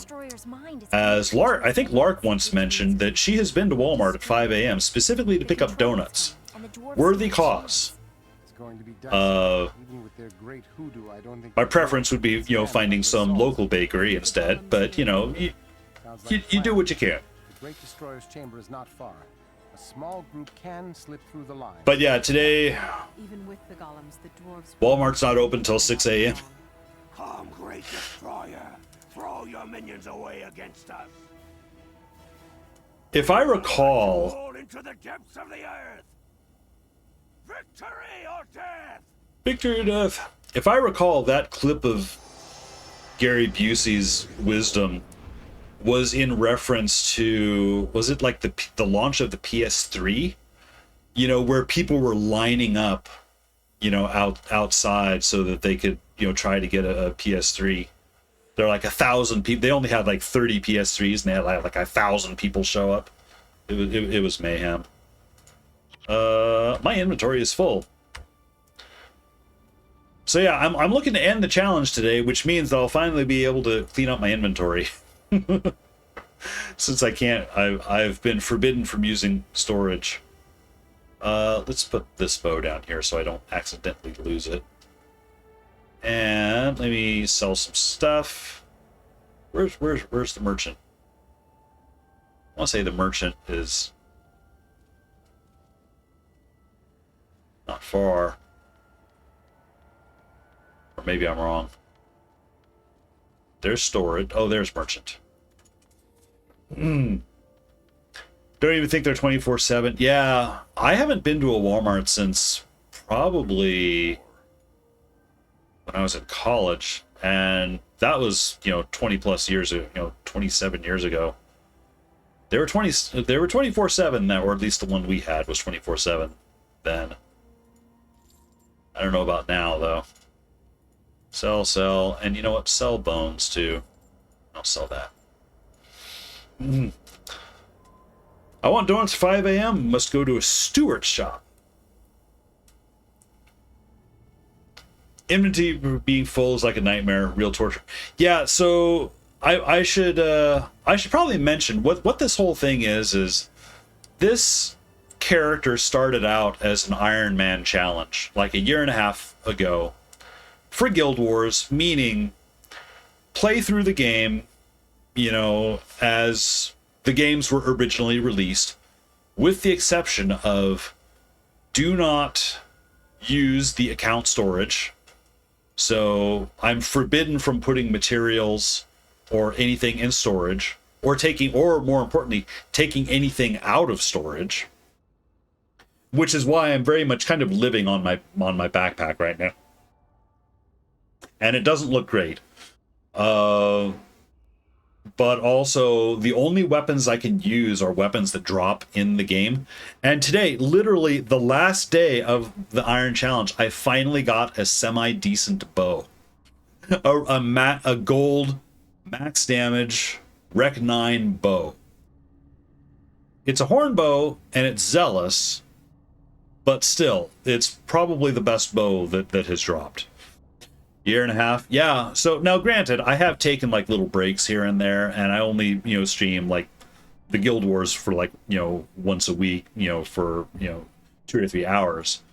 So it's been very slow going. But yeah, today I just felt kind of motivated. I've been puttering around the last couple of weeks, or the last couple times I've streamed Guild Wars. I've kind of been puttering around the edges of Eye of the North. Eye of the North is probably my favorite campaign, not for the story, but because I really, really like the dungeons. So I was just like, you know, almost take a break from the Iron Man and just go run dungeons. You know, again, still obey the Iron Man rules. You know, only use weapons that have dropped, and don't use storage, yada, yada, yada. But when I started today, it's like, you know what? I kind of feel like ending the challenge. So, and I think we'll have just the one mission left.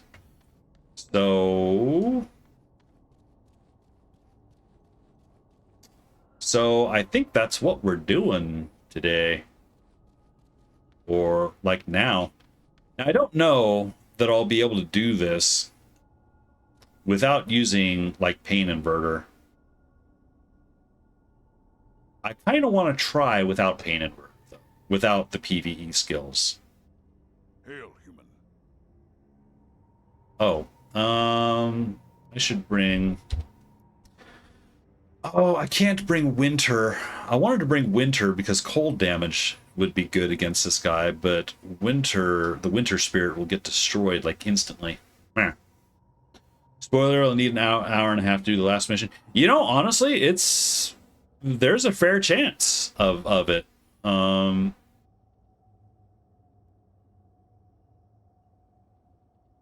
It seems to me there's a number of PvE skills you can bring, Pain Inverter being a big one. I want to say, yeah, like Snowstorm would be good.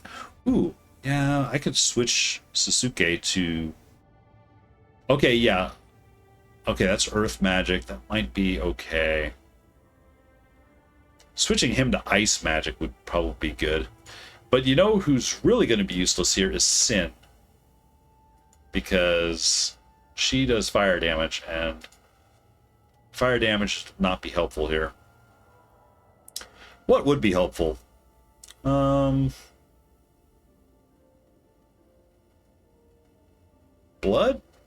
Maybe? Maybe blood. I don't know. We'll see. We'll go and find out.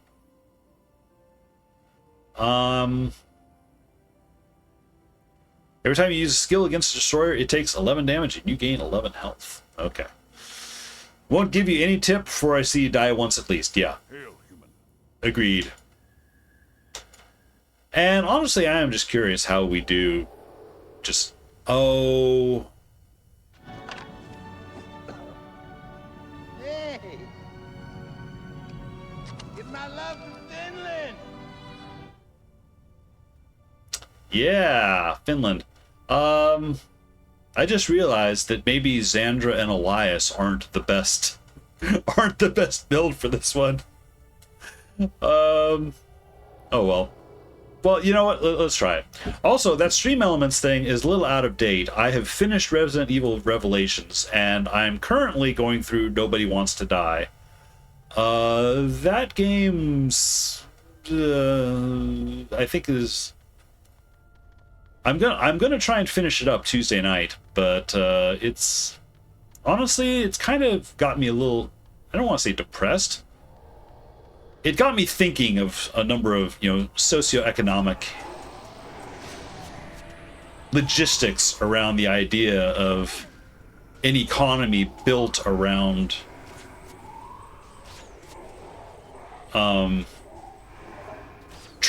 being able to transplant your soul into another body, that really kind of threw me for a bit of a loop yesterday that I wasn't really prepared for.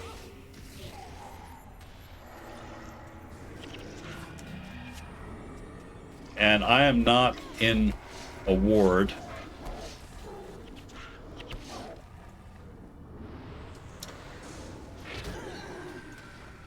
Damn. Many times for your enjoyment, yeah. So this time I'm just kind of going straight at it, which is really not the thing to do.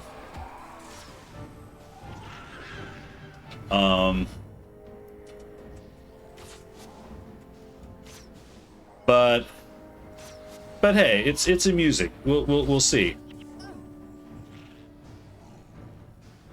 But the next time out, yeah, I'm gonna change Xandra and Elias around. And probably, I might swap Sasuke for something. Okay.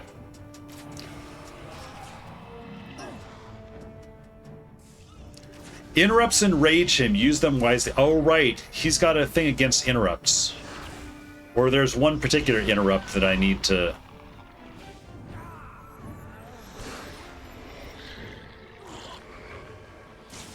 I completely forgot about the interrupt thing. Kill his minions? Are there any minions? There's one.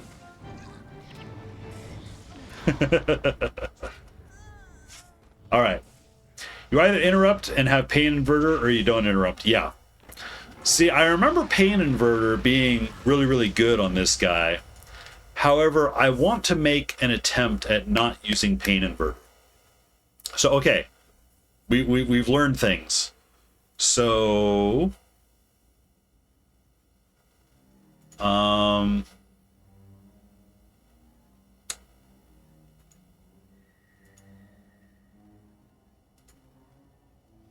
having a ritualist healer. Let's see. I'm gonna switch Elias around because we're not generating minions, or not a lot of them. Do I go curses or blood? I think blood. I'm just gonna throw a few things at the wall here and see and see what happens. Now I don't have that many skills.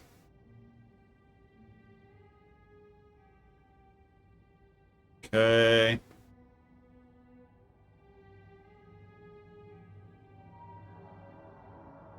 Vampiric. Allies in the well. Okay, yes. That could be good.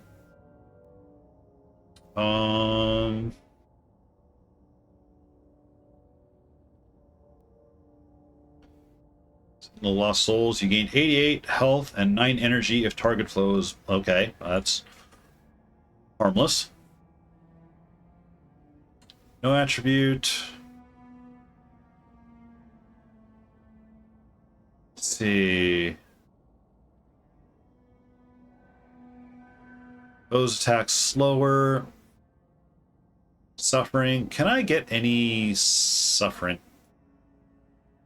You know what? Soul Reaping is not going to do a whole lot, because there's not that many enemies.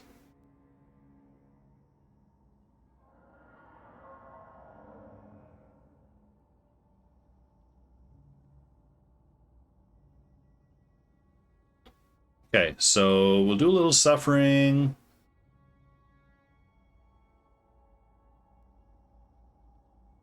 Faint-heartedness, sure. Xandra, so I know Ritualist Healing can be really strong. Was it Ritualist Necro? Is typically really strong. I feel like, let's see, having her as a bonus healer, would be good. Oh, Dargus is pinging me a build. I'm gonna try and make things up first. However, if I get desperate, if I get a number of chances in, and it's not going well for me, then yes, I'll take a look. But for now, I want to. For right now, I want to struggle. Let's see, heals for 75, gain 75 if you're within health of a spirit. Resilient weapon, sure. Soothing memories. Vengeful weapon. Warding, wielder's boon. Yeah, okay, that could be good. You have 122, drop effect, you gain 24. Oh, this is a blood sacrifice. But it does mean that we would get the soothing memories.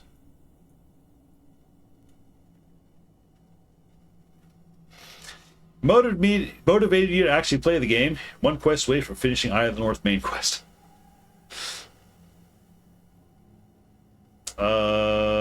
Yeah, that's Wielder's Boon. What is spawning power? Whenever you create a creature, I'm not going to be creating creatures. Immune to blindness, soul twisting. Okay, no.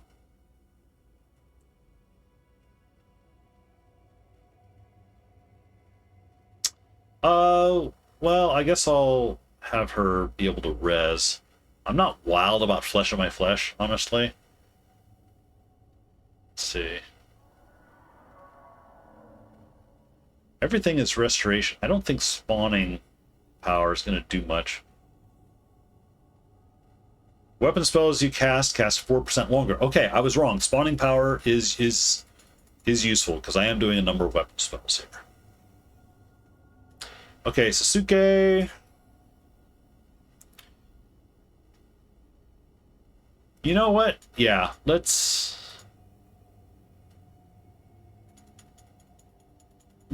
make him an Iceman. I kind of hate losing my wards, but at the same time,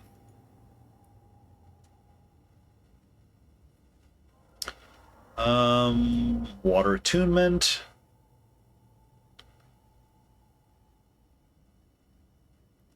Also enchants party members in earshot.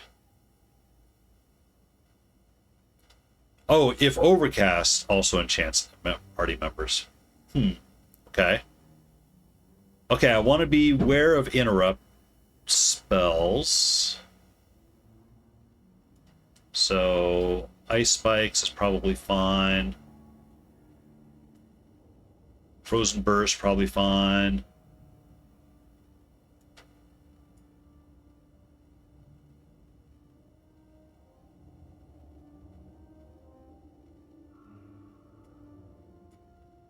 Ice Spear or Shard Storm. Ice Spear is cheaper and has no recharge.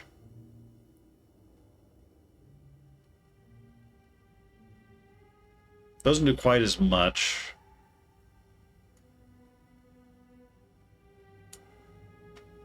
It's not great, but let's see.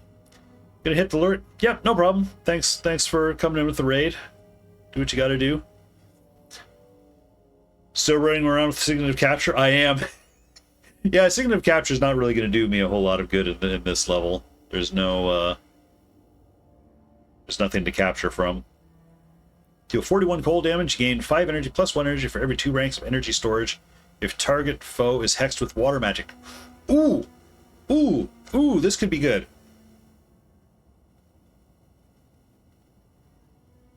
Okay, so Frozen Burst, not so great. Glowing Ice could be really, really good, though. put those there. Make sure that he'll always be hexed. I do like Maelstrom, but I don't like the long cast. I don't like the overcast on it. Bad boys, what you gonna do? What you gonna do when they come for you? Bad boys, what you gonna do? What you gonna do when they come for you? It's a question. Okay, so myself, I'd love to bring in Winter, but I don't think Winter will last. You know, and I'm avoiding the PvE skills. But hang on, I did just have an idea about Winter.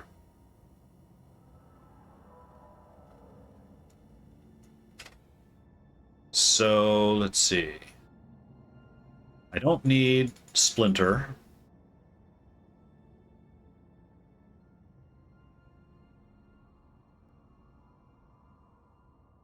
And don't need my interrupts, I suppose. You know what? Troll Juice would be good. I don't really need Barrage. Let me retool here. With all the pets, the PvE skill Pain Inverter would be quite effective. Yeah, see, yeah, it's like the temptation to use Pain Inverter is real right now. And that was kind of always my just default go-to. I just never thought about it. It's like, no, I'll just use Pain Inverter, just blast right through them. It's fine. But I've set myself this little challenge of trying to not use Pain Inverter. So I kind of want to see how far I can push it. So what do those do? Almost a 2-minute spirit.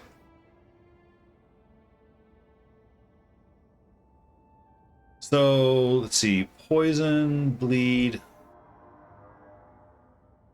Broadhead interrupts and dazes. It is handy, though.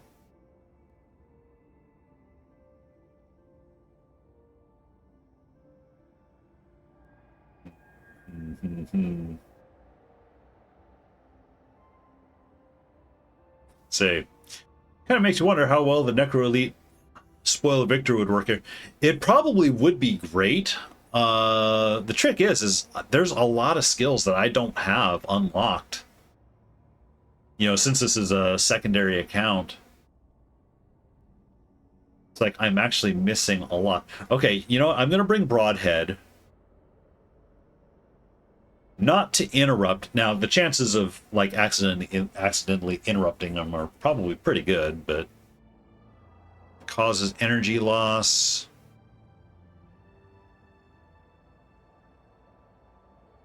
Hunter's shot. I can make him bleed. What about poison? Attacks 33% faster. Oh, well, hell, this is way longer.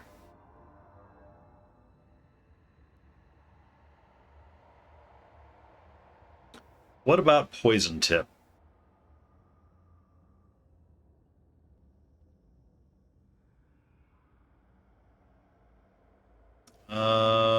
Where is poison tip? There it is. So between these two, I can get him bleed and poison. If you can make it bleed, you can kill him. Yeah. So I'm looking at kind of a degen sort of a thing between Elias is going to be putting some life drain debuffs on him. I'll be putting bleed, poison. I don't want to interrupt spells, but the dazed condition does make him take twice as long to cast spells, which effectively wastes his time, you know, so it's not necessarily useful for me in a way.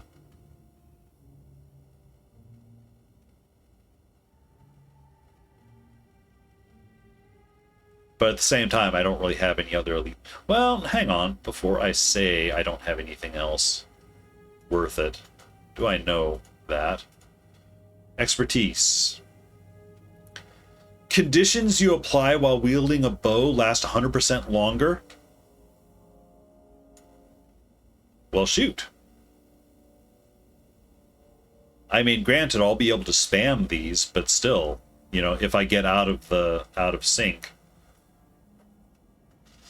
Although, I feel like I'd like just a strong bow attack, too, though.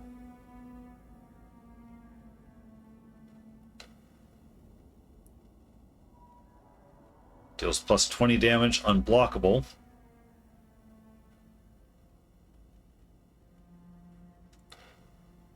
Plus 15, recharges your attack skills if it fails to hit. A determined shot might be okay.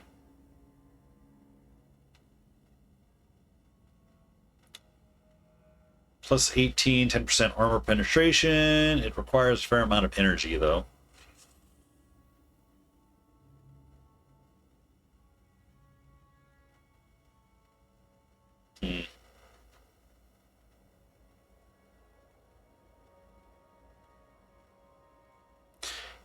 You know what? Let's bring Arcing Shot. And I don't think I need to worry about the condition duration, because I should be able to spam these.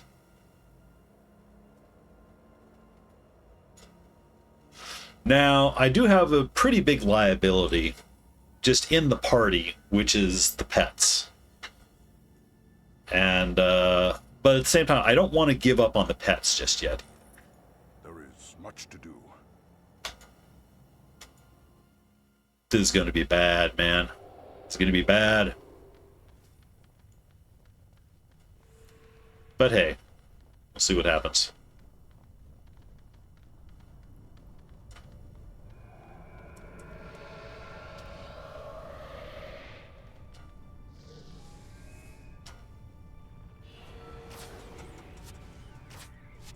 Oh, Donut's going for it.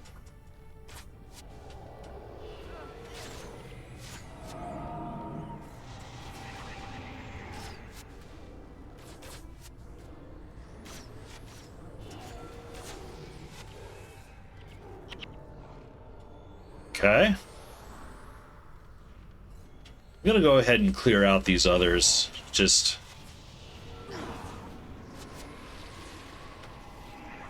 so we have a relatively clean room. Maybe. And Lena has died. Good grief, we did not even... We're nowhere near the main destroyer, and our party is getting wiped out. Evidently, this build sucks. Okay.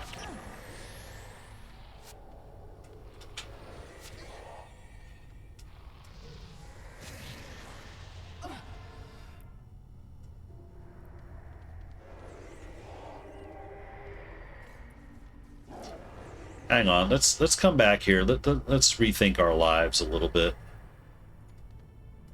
Try to wake up some people.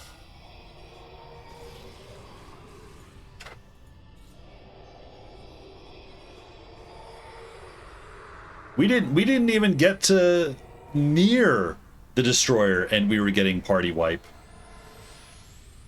This is bad, wake man. Up. Okay, so no. Okay, so I'm not. If the pets die, they die.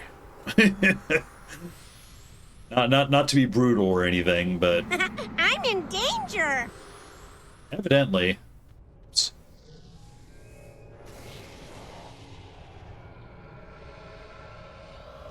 I know, that doesn't make me feel very clean, I will admit.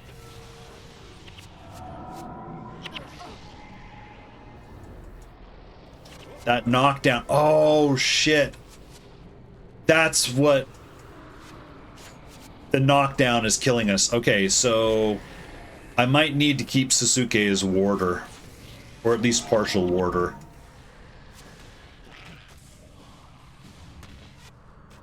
Because that's really hurting us.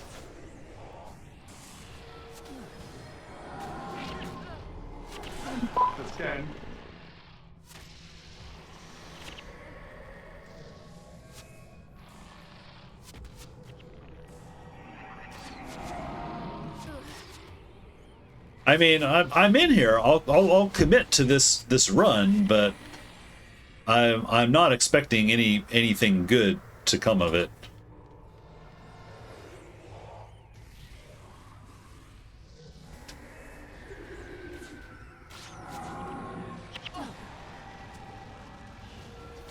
Not without Ward of Stability. Running in circles to catch Corrin. Oh yeah, was it Corrin Windrunner? Was that his name? Yeah, that knockdown is just brutal. It's been half an hour. You've been chasing Corrin for half an hour. He does have a big circle he goes in. You know how you end that quickly, Dargus? Turn around and go in the circle the opposite way. You'll run into him sooner.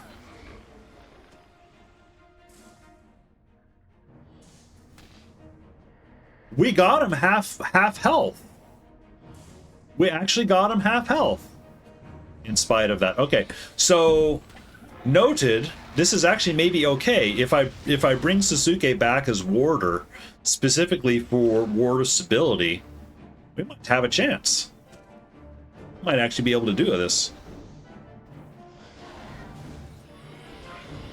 Oh, thanks, thanks, Xandra, for getting me back up. just to die in time. Okay. Oops. Yeah, return to outpost. All right. So, Sasuke. And you know what? You're right. I don't feel clean about, you know, having the pets just die. So let's bring warding back. Although maybe we can split. Although so I don't want eruption. What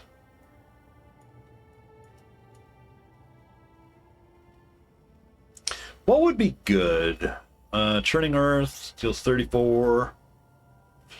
Causes knockdown to foes moving faster than normal. Stone daggers.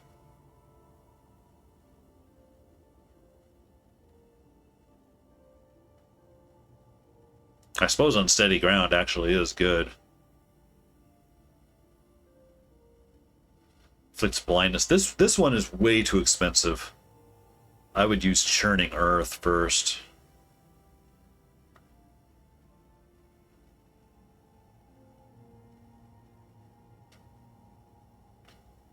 Hang on. Hang on. When I loaded this, it didn't bring in the pet. So, this is 15-second.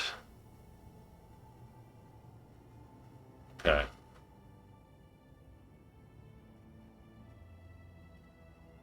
That makes this his only attack. You found Corrin? Good job.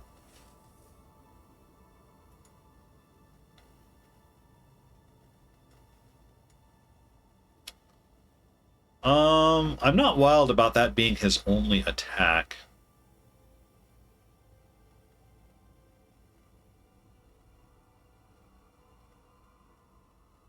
I'm worried about losing the glyph, though. Because that's going to keep his energy going. You know what? Honestly, I think really just Ward of Stability is the big one here. Now let's see who finishes Eye of the North first. We'll see.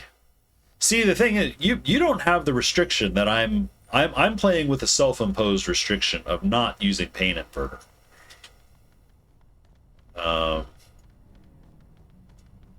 I'm being stupid and stubborn here.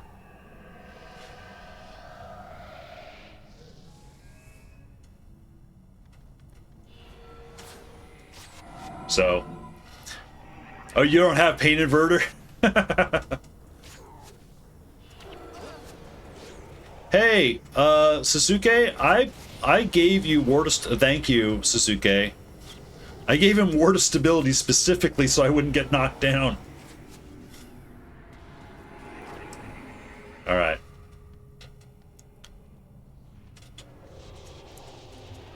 All right, we're going into the fire. Although we're outside the ward. You know, let's keep Sasuke up here so I can see when he casts.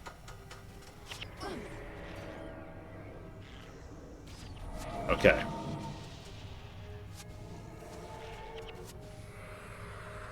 Sasuke, where the hell are you?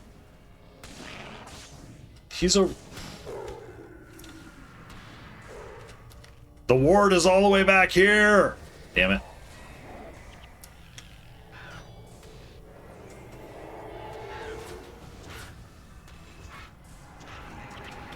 Oh yeah, I can make life a little easier on my own life bar.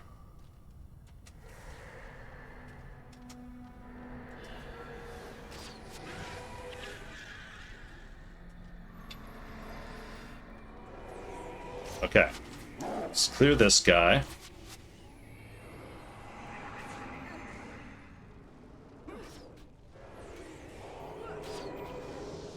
The ward. We still take a lot of damage, but we at least don't get knocked down. Holy shit.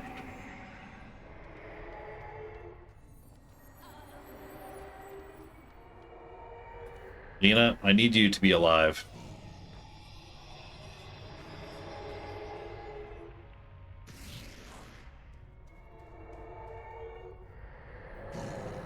You know what?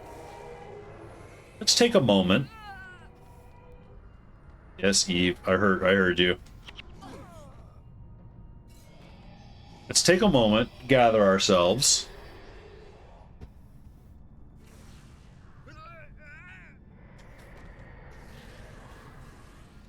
This is so bad.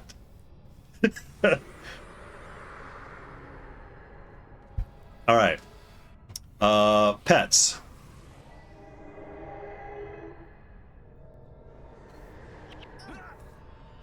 What the hell? Make sure everyone's pets are up. No. No, hang on. I just turned someone passive. This is a great show. Is it? Is it really? I don't know. I'm not feeling it. Here, hang on. Let's get over here. Let's so that nobody's on fire.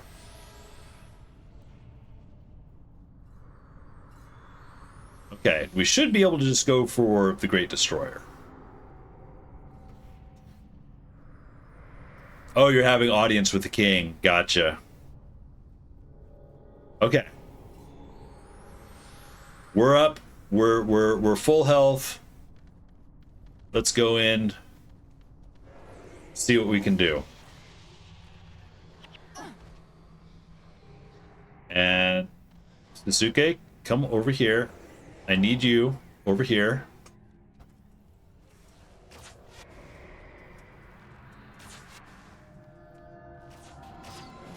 Where's... Ah, he cast it back here. Okay. Well, whatever. Interrupt. Who interrupted? Oh, Zoe. I've got Zoe in the party. Shoot. She's gonna interrupt. Fuck. I should have removed her.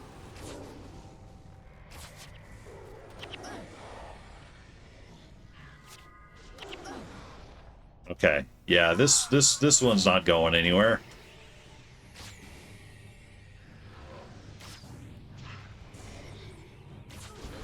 Yeah, let's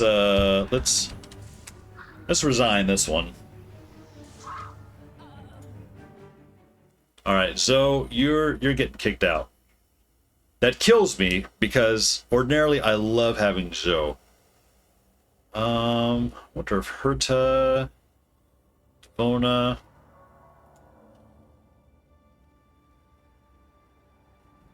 Talon. Let's try Talon.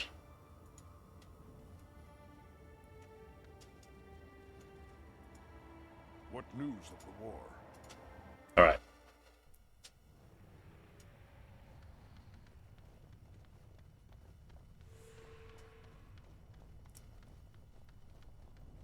I want to say there's also a, PV. There's a couple of PvE skills that are handy in this one. Pain Inverter being a big one for doing damage, but I want to say there are some for helping mitigate the burning as well.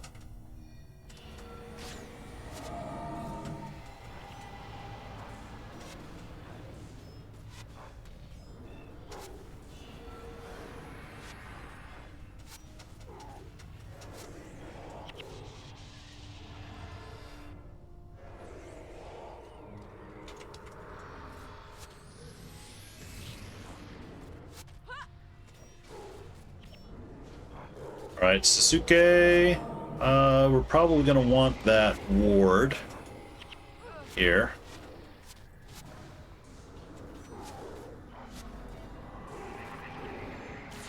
Keep to the heart and lava or you're burnt. Yeah, there's only one, well, maybe two left that aren't lava.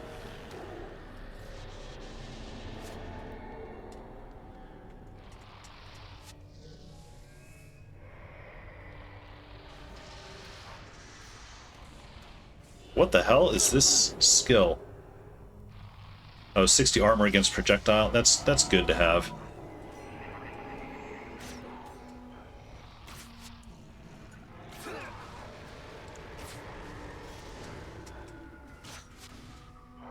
Oh, pets are down.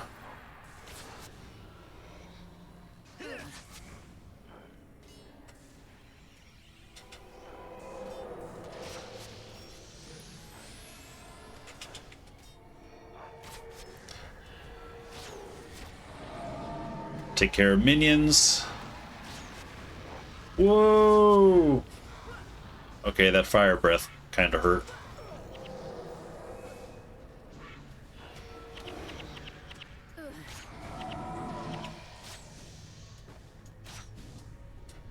You know what? Hang on. Pulling back. Pulling back. We caught a little aggro from that destroyer of lives over there.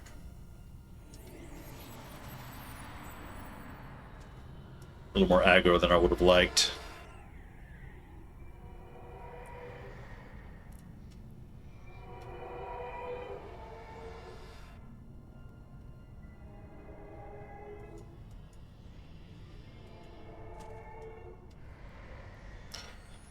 Alright, I'm going in. I'm going to get Talon.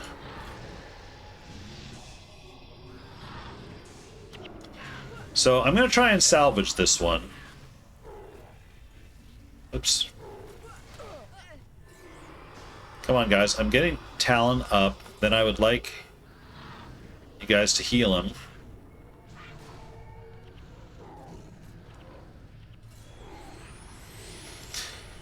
I see the final Eye of the North. Same day the finale. Oh, is it the finale of House of Dragon today? Okay.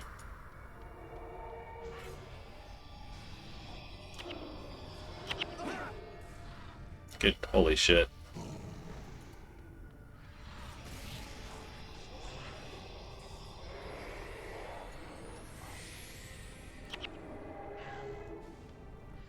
Okay.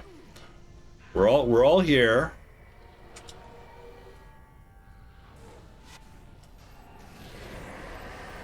We're not in great health, but they planned 5 or 6 seasons.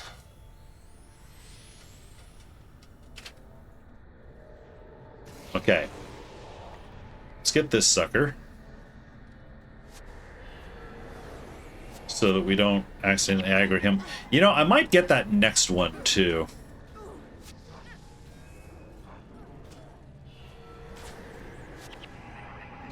Meanwhile, we are just racking up the death penalty on some of our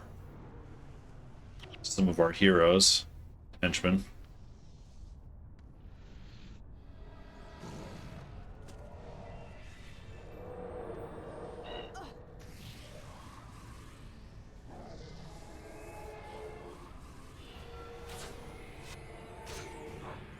You gonna try like me, no pain inverter? Well, I wish you luck.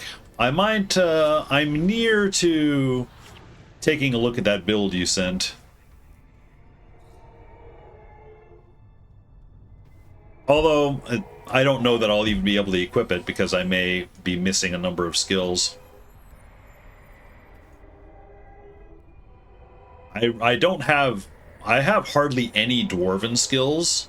I want to say there was a dwarven skill that helped a lot with the burning. But I'm not sure. Only using an optimized team and fully geared heroes, I'm sure it'll make no difference. Yeah, all of my stuff is very subpar.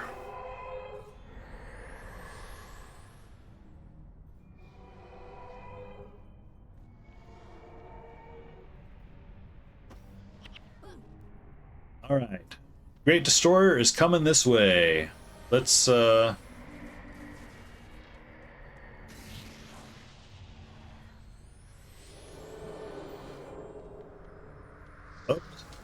But we're also getting aggro from somebody else.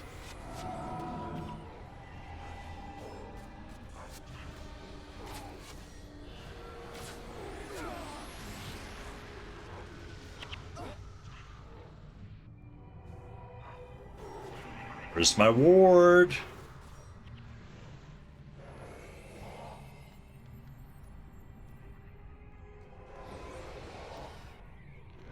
Oh, hey, I just had a bright idea. It's not too bright. What if I act as tank?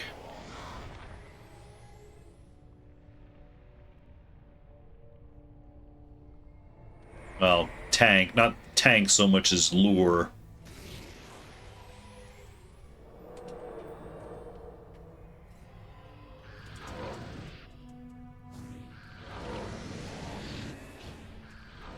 Because honestly, the field of fire is what's doing most everything.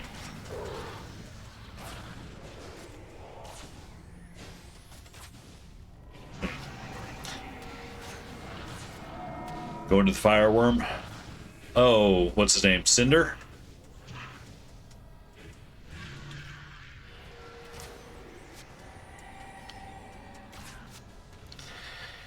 Hey, do you have to see Jealous and go see the vision? Return to Jealous. Road reach. Yeah.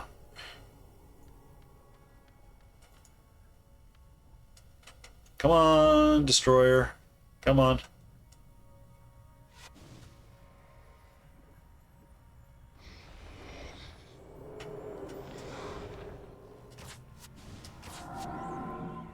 Just a little poison.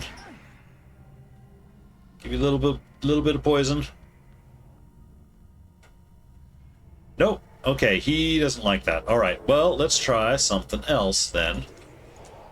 Let's try putting my people here and then spread out a little bit.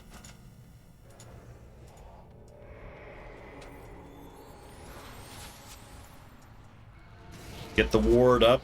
Where's the ward? The ward is over here. Shit, that's not going to work.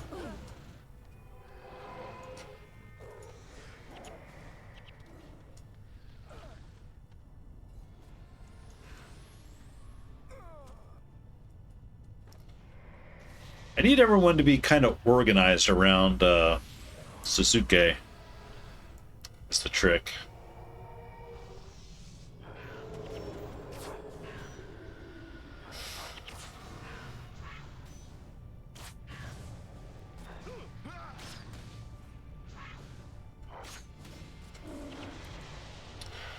All right, so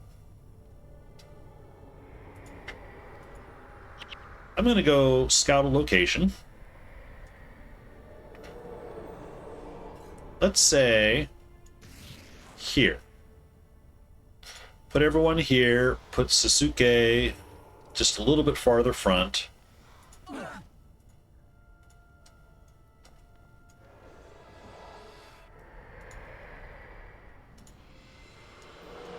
Okay. Destroyer is interested in us. And Sasuke died. God damn it.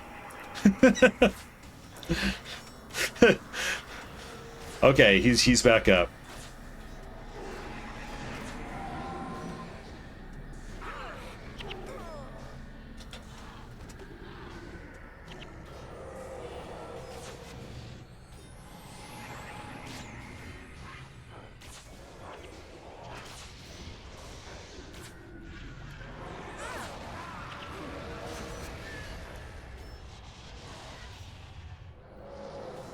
Okay, this is not going well. I hate to say it, I may need to break out the pain inverter. Unless... Actually, here, let's see what Dargus... Dargus sent me a build.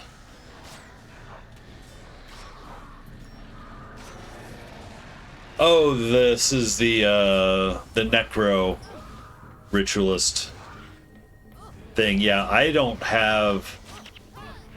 I have hardly any of those skills currently unlocked. So yeah, that's without stopping everything and hunting for new skills, I'm afraid that's a no-go. 2 builds should at least stabilize. So what's the other one? Soul Twisting. So I do have Soul Twisting.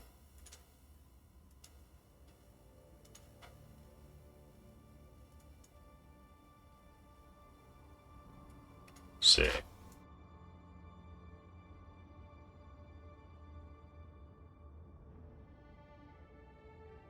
Spawning power, communing, displacement, spirits. So does that actually work? Because we're going to be on like burning ground the whole time. Let's see, Soul Twist, Boon.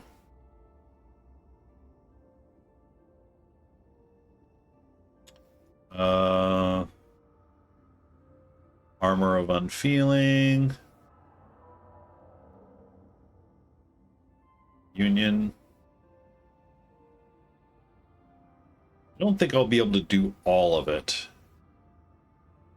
Okay, I'm missing display, or wait. Yeah, I'm missing displacement. Signet of Creation. Spawning power. Which I don't have.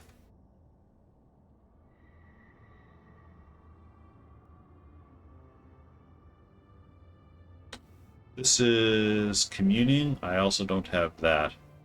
Yeah, I'm missing a number of things here. Maybe just soul twisting will help. Well, let's see. Let's mess with this a little bit. I'm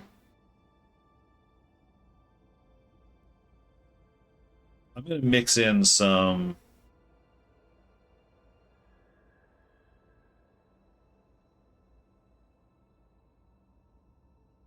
I'm gonna mix in some of this. Wait, that's if I'm holding an item.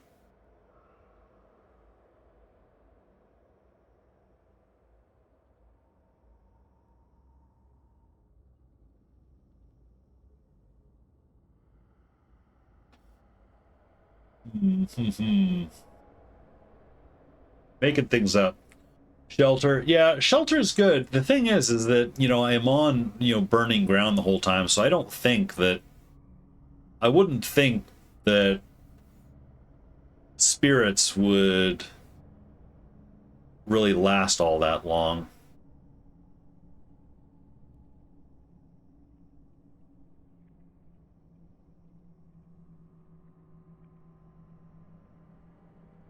Trick is this has me splitting my points a bit more than I like. Although, I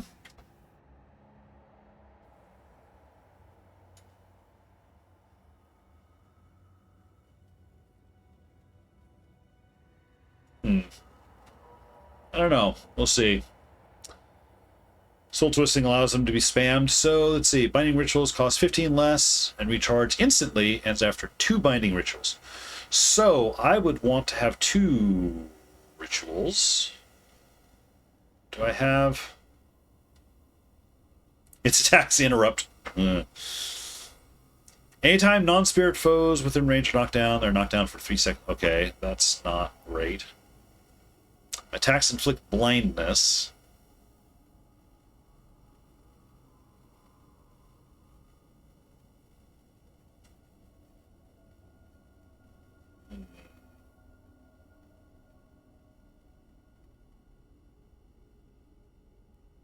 Actually, I suppose it doesn't really matter. Hang on. Attack, steal, health.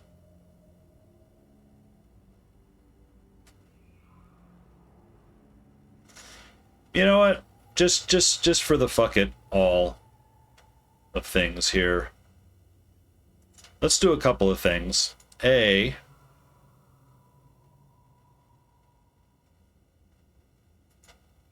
So I'm going to do two things, and these are desperation things. I'm going to cave. I will bring in Pain Inverter, but I will wait. I will wait to use it, you know, as a desperation thing. I'm not proud. You know, I'm not proud of the fact that I might be using it. I was hoping to not have to. Where's Distracting Shot? Oh, is it Expertise? Yeah, it's Expertise, yeah.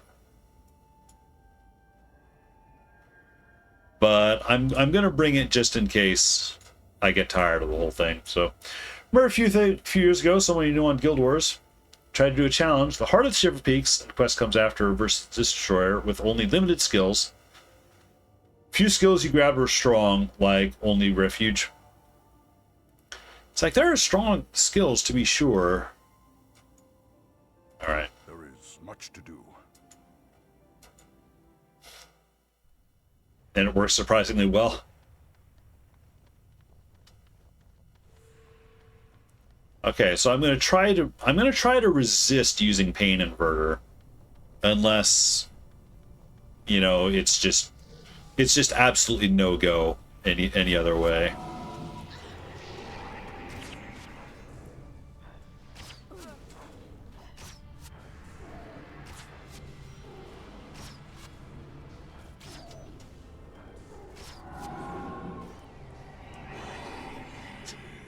Pain Inverter might one-shot the boss, yeah, and especially if I have all the pets up. You know, Pain Inverter has always been a very overpowered skill, I feel.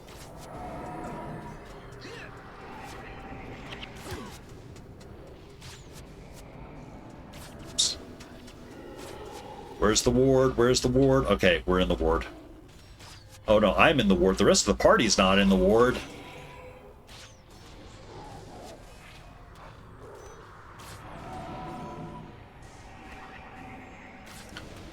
All right, now with the fire, things have gotten a little more dicey.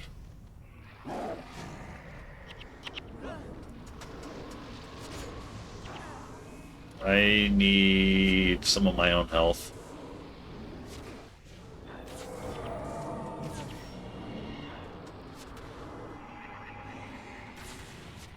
Good grief, we're just... Whoop.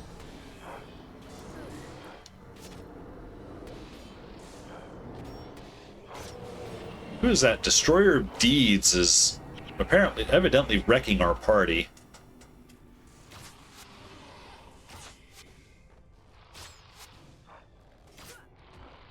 Everyone insists on standing over in the lava there. They're taking the hobbits to the Isengard.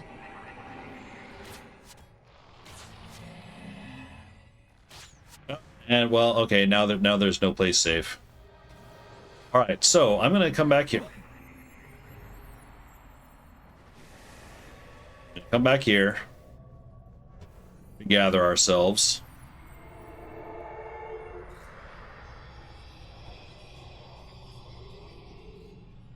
Yeah, I'm not particularly optimistic about this working without doing the Pain Inverter interrupt combo.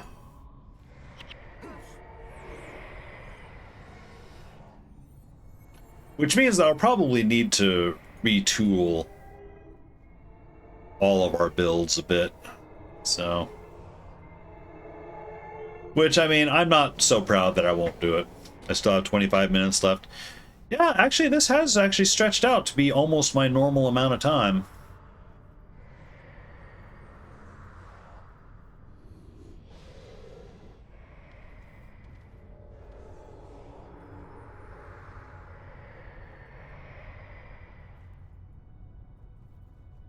Why are you guys still burning? Are we really too close to the ground? Okay. Alright, well, let's see.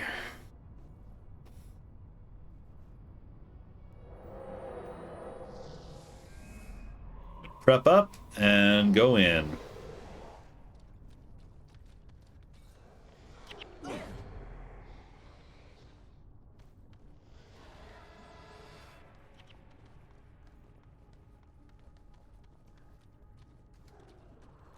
Okay, Sasuke.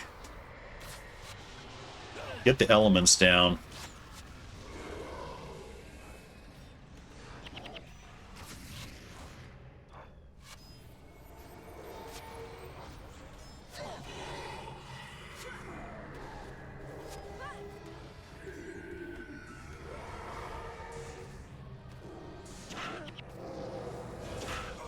Yeah, we're gonna need to do the inverter. I'm sure there's something else I could be doing, but I just don't have the setup for it.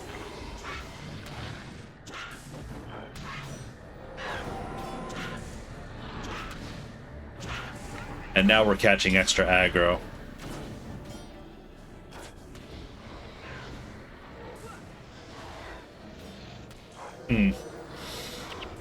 Can do it easy.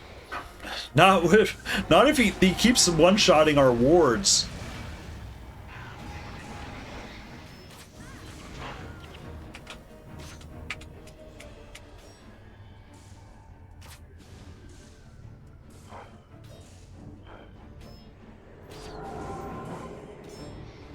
And summoning in new stuff.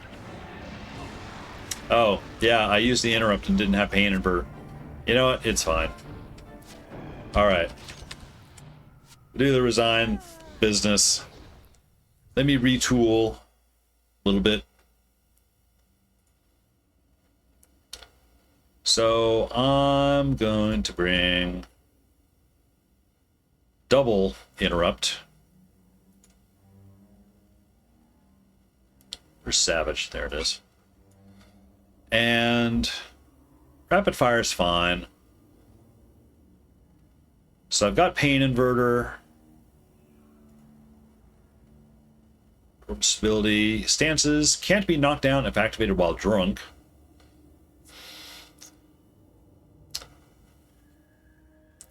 Want to interrupt the... Well, that's the idea, is you interrupt and use pain inverter. Although, hang on. Well, how high is my title? I'm only on track 3. Or like level 3 of the track. I actually do have pain inverter, yeah. It's just I was trying to avoid using it because I felt like it might be a crutch. And honestly, I'm kind of over it now. Now I'm like, it's fine. I'll just do it. It doesn't take me too long to reach the point where I want to, you know, move on with my life. Oh no, Zoe is henchman. 5 is max anyway. Yeah, so this isn't, you know, it's not bad, but we will need to interrupt a couple of his attacks. The trick is hopefully we survive the attacks. You know, that's what I'm worried about. You know what?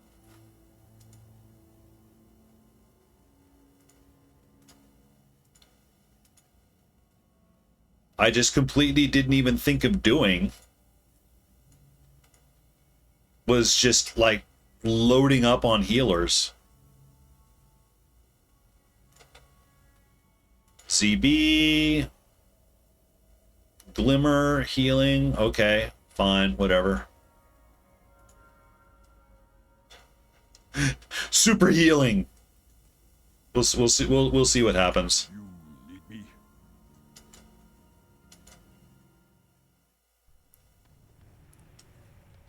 Like, when in doubt, just add more heals. Add more heals. You know, if the main damage is going to be from Pain Inverter anyway, you know.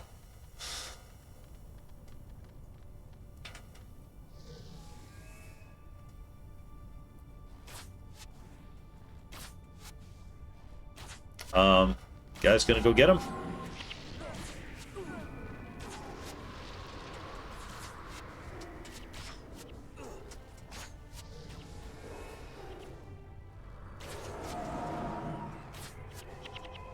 Oh, these pets are... Talcora and Dunkoro's pets are low level.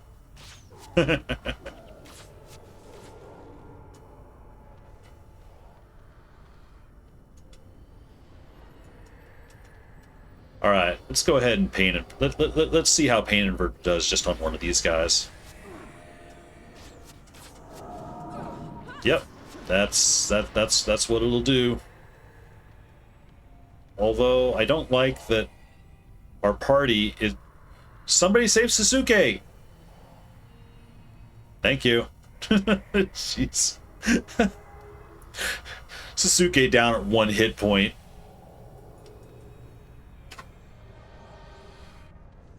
Alright. I am still having to be a little careful.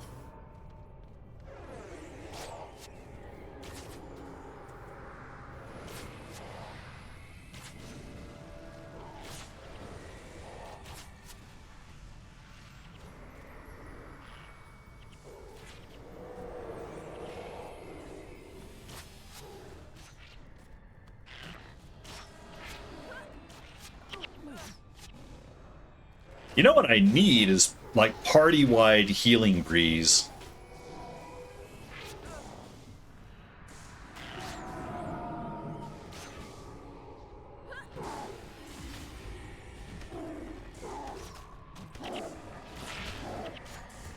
Okay, we've got melee guys. Let's come back up on non-burning ground. Firm down.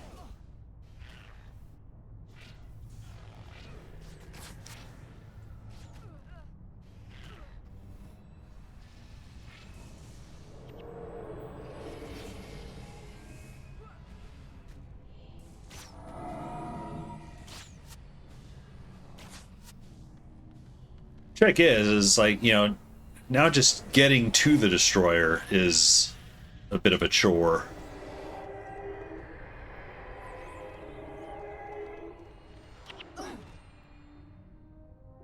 Because we need to get through all of this business. Sasuke, yeah. Set up shop here.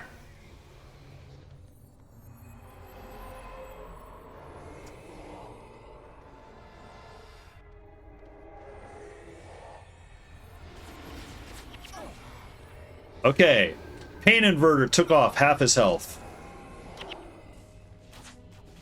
So, yeah, that's a thing.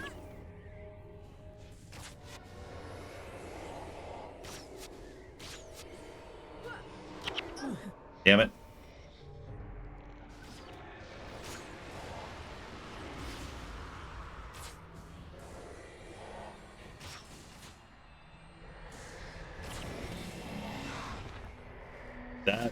That Pain Inverter is definitely the way to go for the easy win. Jeez. It's like, how much was I struggling, like, without using that, and, you know, first time using it, just boom. With the death of their master, destroyers lost their coordination. Chalice and his dwarves pursued them into the depths of the earth. Legends were born that day. And while this threat was ended, the legends would continue. In the years to come, new threats would arise in Tyria.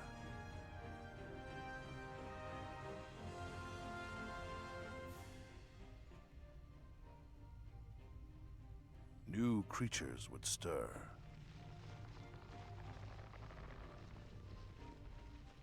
Unpopular opinion, I never liked the Sylvari.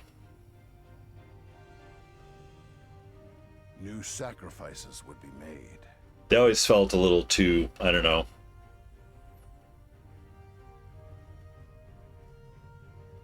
And the greatest artificially yet to come.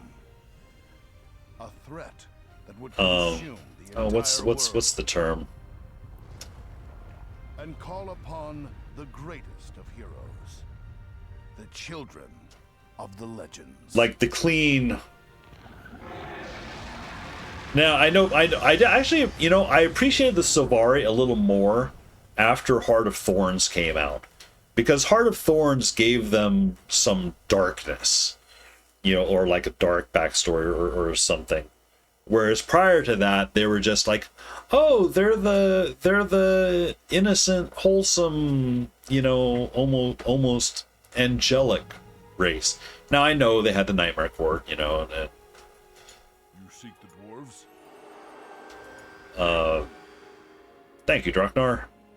I have Draknar's key. What do I want to get? Aragon's chest. Where's Ranger's chest? There it is. So, Draknar, recurve bow. You know, I think actually I will just keep the key. The burnable, the flammable race. These bad guys should know you can't stop a real hero. Set your mind on victory. The world has no chance but to hear you roar. That's the difference between a hero and a corpse. You have 12 minutes to finish the last quest and kill the Great Destroyer. Let's go. Yeah, well, if you want to use Pain... Oh, you said you haven't done the quest for Pain Inverter yet. It was a night and day difference, you know, trying it without. Now, granted, you have more skills than I do. I wasn't able to run like the Necro Writ heals or the Soul Twisting effectively. So you'll probably have better luck. But yeah, that was Pain Inverter made that fight comical. I knew it would be easier. I didn't realize it would be pretty much just a two-hit. You know, a two-hit thing of Pain Inverter. Mean playing better? Probably that too. I mean actual... Yep, there we go. There's the party.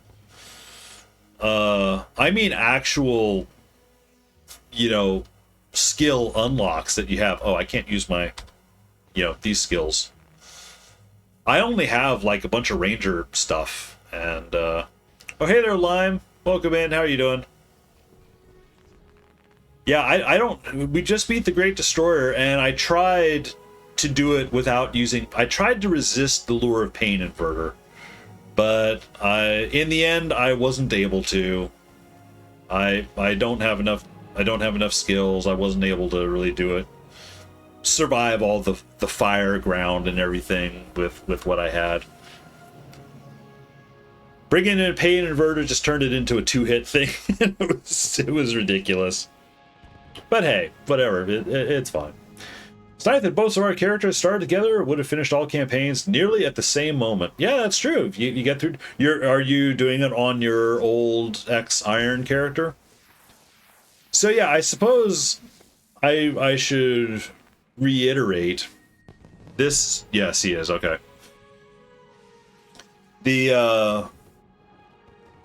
This is, I suppose, the official end of my Iron Man character, I suppose. I had debated do another LDOA. Quit doing the challenge after prophecies, yeah. Yeah, no, it's like I was able to stick with it throughout. But yeah, it got to today, honestly, you know, starting up stream today, it's like, you know, I'm just ready to be done. And I had it teed up. I had it ready to go. So But yeah, I'm going to... Let's officially... Before I leave, you know, or head out for the day, let's officially uniron this character. And we're going to do that by visiting storage. I'm going to delete it now. No. See, I would still want to work with the character. You know, I still have, you know, a ton of skills to unlock. I don't even have all... I have most ranger skills. I don't have all ranger skills, though. So there are still ranger skills to get. And, so no, this is my ranger on my secondary account now. It's just now this is just going to become a normal character is all. So I'm going to do it. I'm going to break the law. Storage. Oh god, yeah, my storage chest on this account is a mess too. All right. Things are going in storage. Oh my god. Making room. Why am I storing bones?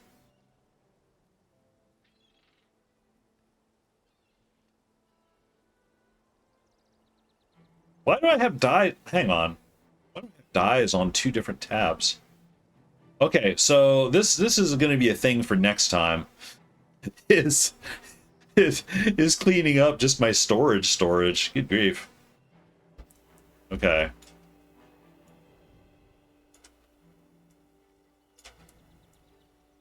Pink, orange, silver. I don't have silver? I don't have silver in there? Oh, okay.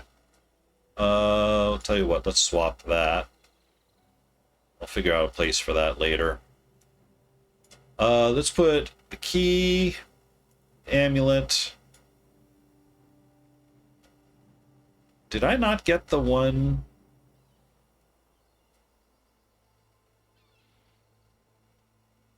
Was it Book of Secrets? Did I not get the one from Factions? Oh. Let's see. Together as one and daggers. Oh, you're right. I should go get Together as one.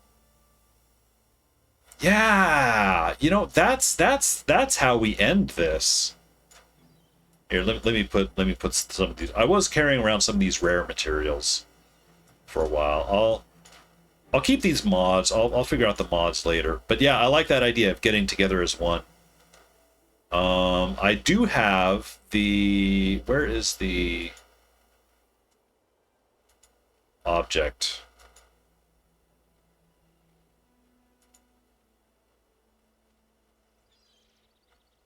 Lesson of War? No.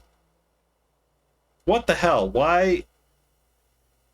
I have dyes on 3 separate tabs. So what was the item? It's like proof of... It's like proof of courage. Let's see. When did I start kind of stopping the challenge of Iron Man? Storage hurts my... It's hurting my eyes too. I feel like this is one of those where it's like anytime I access storage, pretty much I was clearly just get the shit out of my inventory and I'll deal with it later, and I just never dealt with it later. Where is the proof?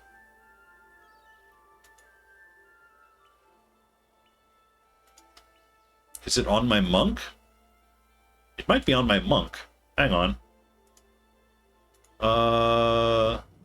In which case...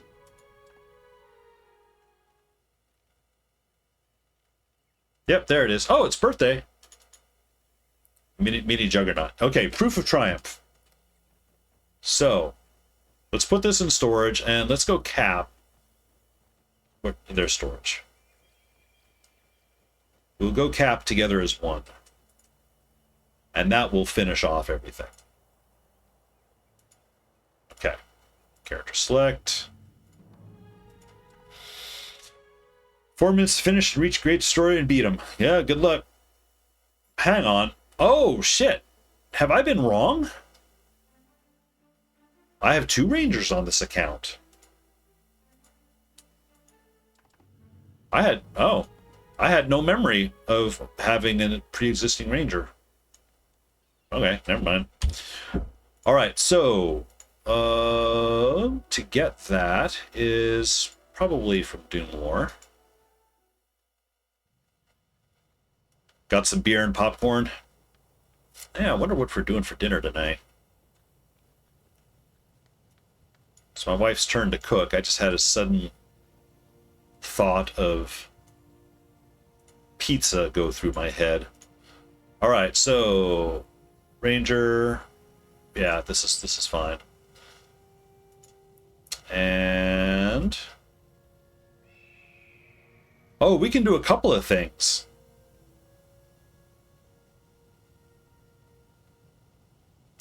Where is... Hang on. Oh, I haven't done the quest for... What's her name? Jin?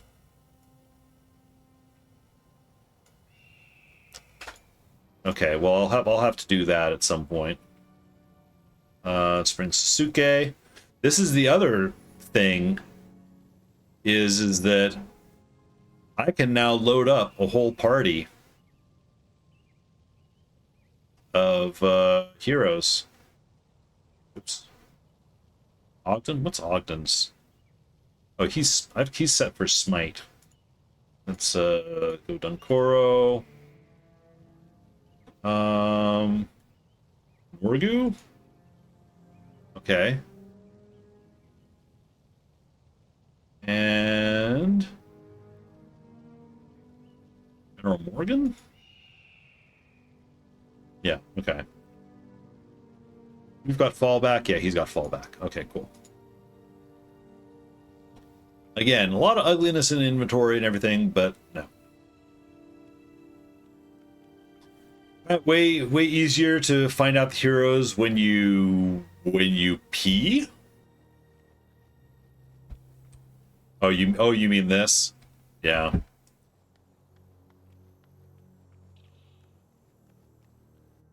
That's true. Hang on. Oh, look at that party of, all white tigers. So I need to reset. Okay, she is favorable wins. So hero, necro, hero, warder. Okay, but I need to make room. Wait, what the hell?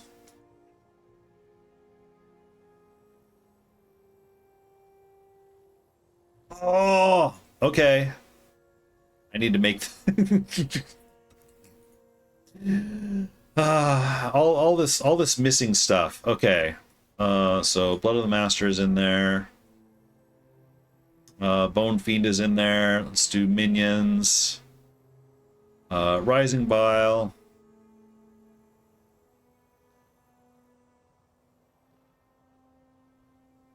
Say Taste of Death. Or actually, no. I'll take that off and bring in that.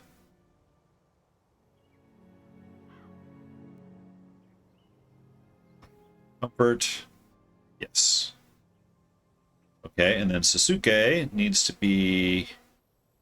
This is mostly fine.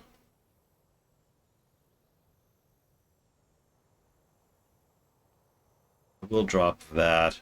Bring in Comfort, because I want my party, my stupid party of tigers. Can go to Temple of Balth and unlock all second classes if I don't have all. Yeah, I am missing some secondary classes, which is weird, because I remember doing all of the secondary quests. So I'm not sure why I'm missing some of them. But I'm also not going to worry too much about it. Not today. I just have this one last task. You guys were all going to let me go capture this skill without having a signet of capture. available. It's like the one time I don't run with significant capture is the one time I'm going to capture a skill. I am not a good player. Although I think we've long established, you know, if anyone's here hoping for any elite Guild Wars gameplay, this is not the channel.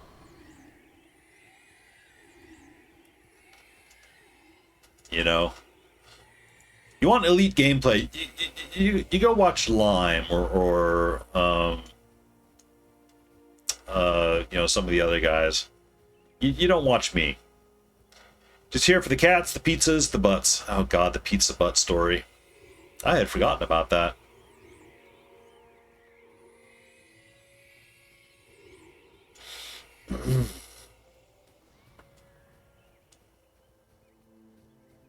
It's like I learned something about myself that day. It's like, you know, pizzas are good.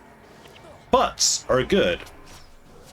Pizzas and butts at the same time, not good. Not for me. I like a little separation there between the pizza and the butt.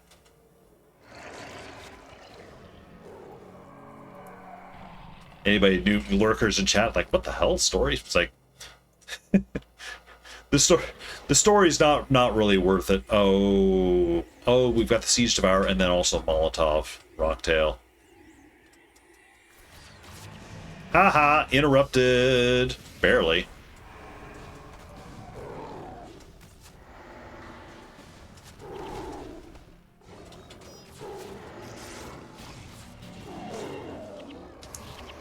Alright.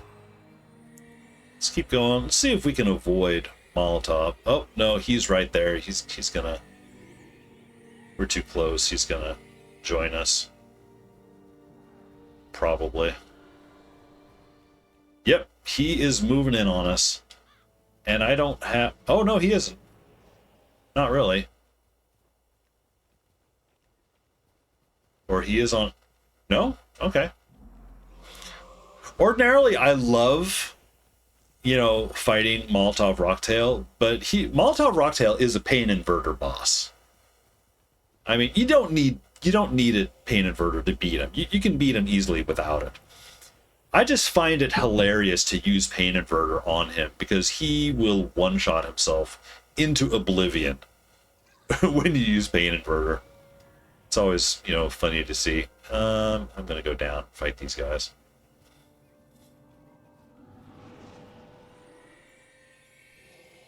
Think you can be done in less than 5 minutes? The other outpost to run is very easy. Oh, from why did I not have anything targeted? You mean from Long Eyes down here? That's true. Could have done that. Also, why am I even fighting? I don't need to fight. We can just go. Huh.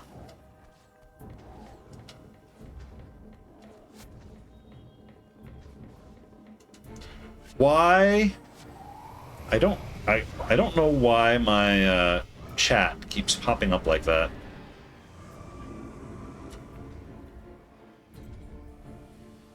I should have just brought some run skills now you mention it.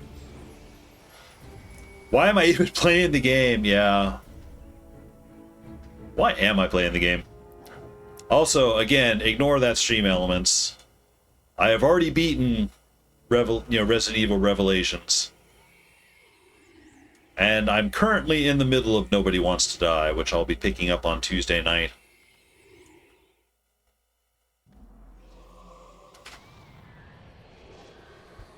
Or I should say finishing Tuesday night. Hopefully finishing Tuesday night. And then I'll be off to something new next Saturday.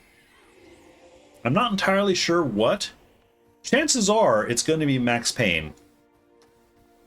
Disc of Chaos down. Now hopefully Great Destroyer isn't annoying. Yeah, Dargus, let me know how Great Destroyer goes with without Pain Inverter. As you saw, I was having a lot of trouble. But I also don't have... I'm also missing a ton of skills, so... Felt a little hamstrung. I've been playing for 3 hours. Please take a break.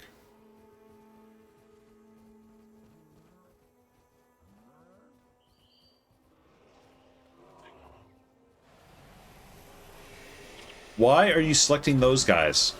Those guys are not the nearest targets.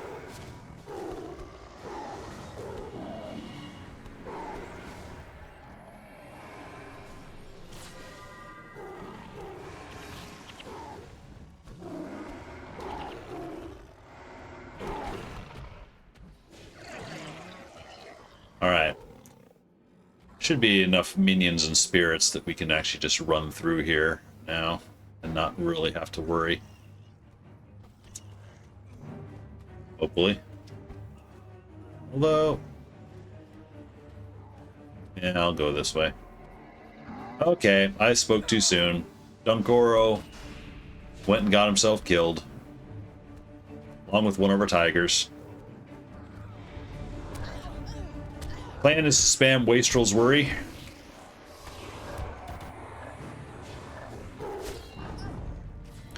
I still remember, I think, the first time I played Guild Wars where I really kind of understood skill synergy, or the potential of it, was when I ran into the,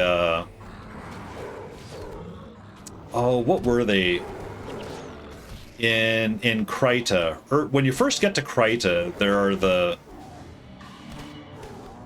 are those mesmer lizard guys. I can't remember what they were actually called, but they would use two skill. It was spirit. They would use spirit shackles and something else. I forget the name.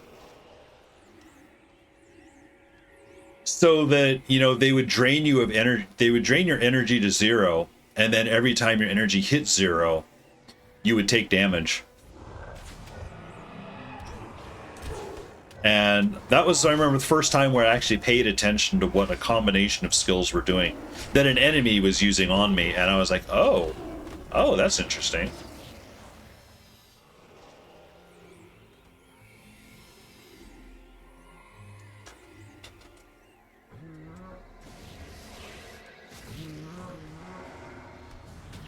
Not gonna lie, this is feeling a little liberating.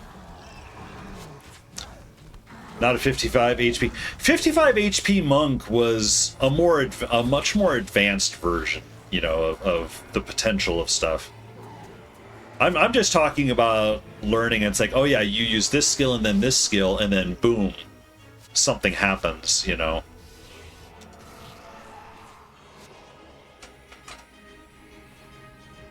You know, it's like what was it? Spirit Shackles. You look at just that skill on its own, and you're like, eh?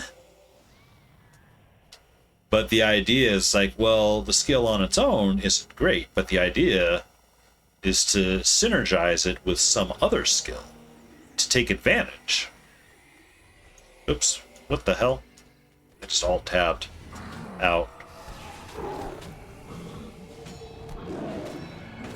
Also, again, why are we fighting? Oh yeah, because Dunkoro's gonna die if we don't. Smoked him, took 1 minute. Congrats. Glad it went well. And also, farewell, Dargus, because I imagine with that victory, you are now on your way out to watch a certain show. Hope you enjoy. Wastrel's Worry is your friend for bosses. Do I have Wastrels a bit? Oh, I can't switch.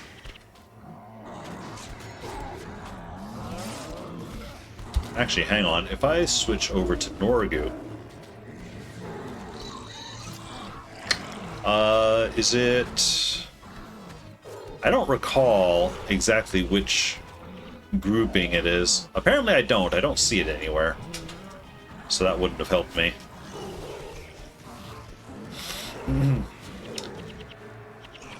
I like the stream, like the cats, and the butts. My butt. Oh, hey, a lockpick. Yeah, I'm about to head out too. I'm just gonna capture Together as One to officially get this character up to I don't want to say up to modern standards, because I've still got a lot of stuff I need to, you know, get for this character to truly bring her up, but you know, I'll be able to use, you know, like final build for let's not go through the 10 million Grawl. Let's go through this way. See you next week if I end the stream before you return. Yep, I'm only going to be here like another, you know, couple minutes, because the boss should be like right here, right around here somewhere. Yeah, there they are.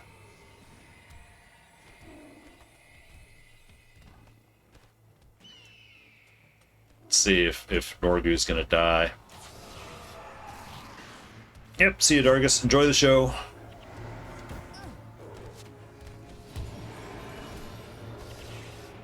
How many guys do we have back here? Oh, enough to make that a worthwhile splinter. And why you didn't grab the guys in the group? There we go.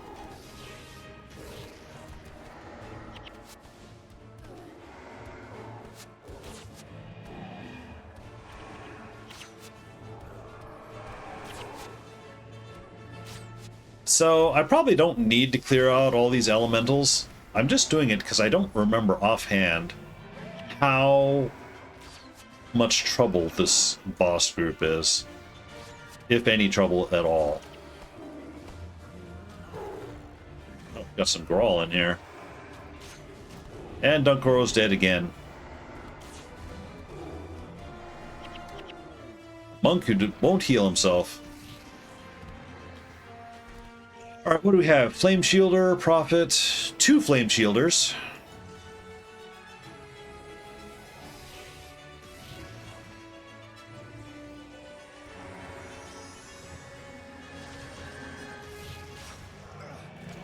One down. Don't mind us, we'll just stand in the fire shower. I'm sure it's fine.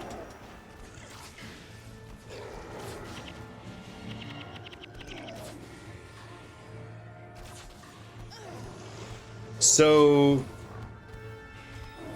Furious Sharp Sight. Yep, there's together as one. He just used it. Confirmed, this is the guy. Alright. Capture. Together as one.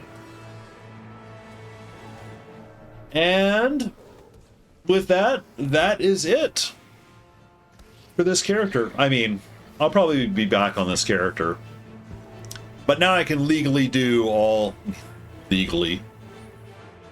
The cops were gonna come and arrest me if I did anything wrong, but now I can, you know, freely run around with, you know, random stuff, do whatever I want anytime I want. Good times. So I'm gonna port back to town, and then let's see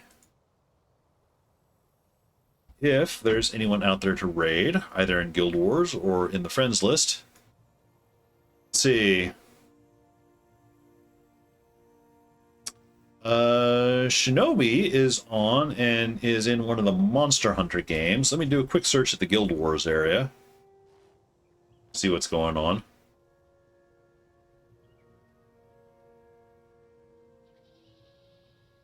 Hard mode maps, factions playthrough. I don't know if that's their first run. I think, you know, honestly, I think I'm just going to send you guys over to Shinobi because I can announce the completion of our of the ironing, and he was in here for a little bit earlier. So I will raid. Oops.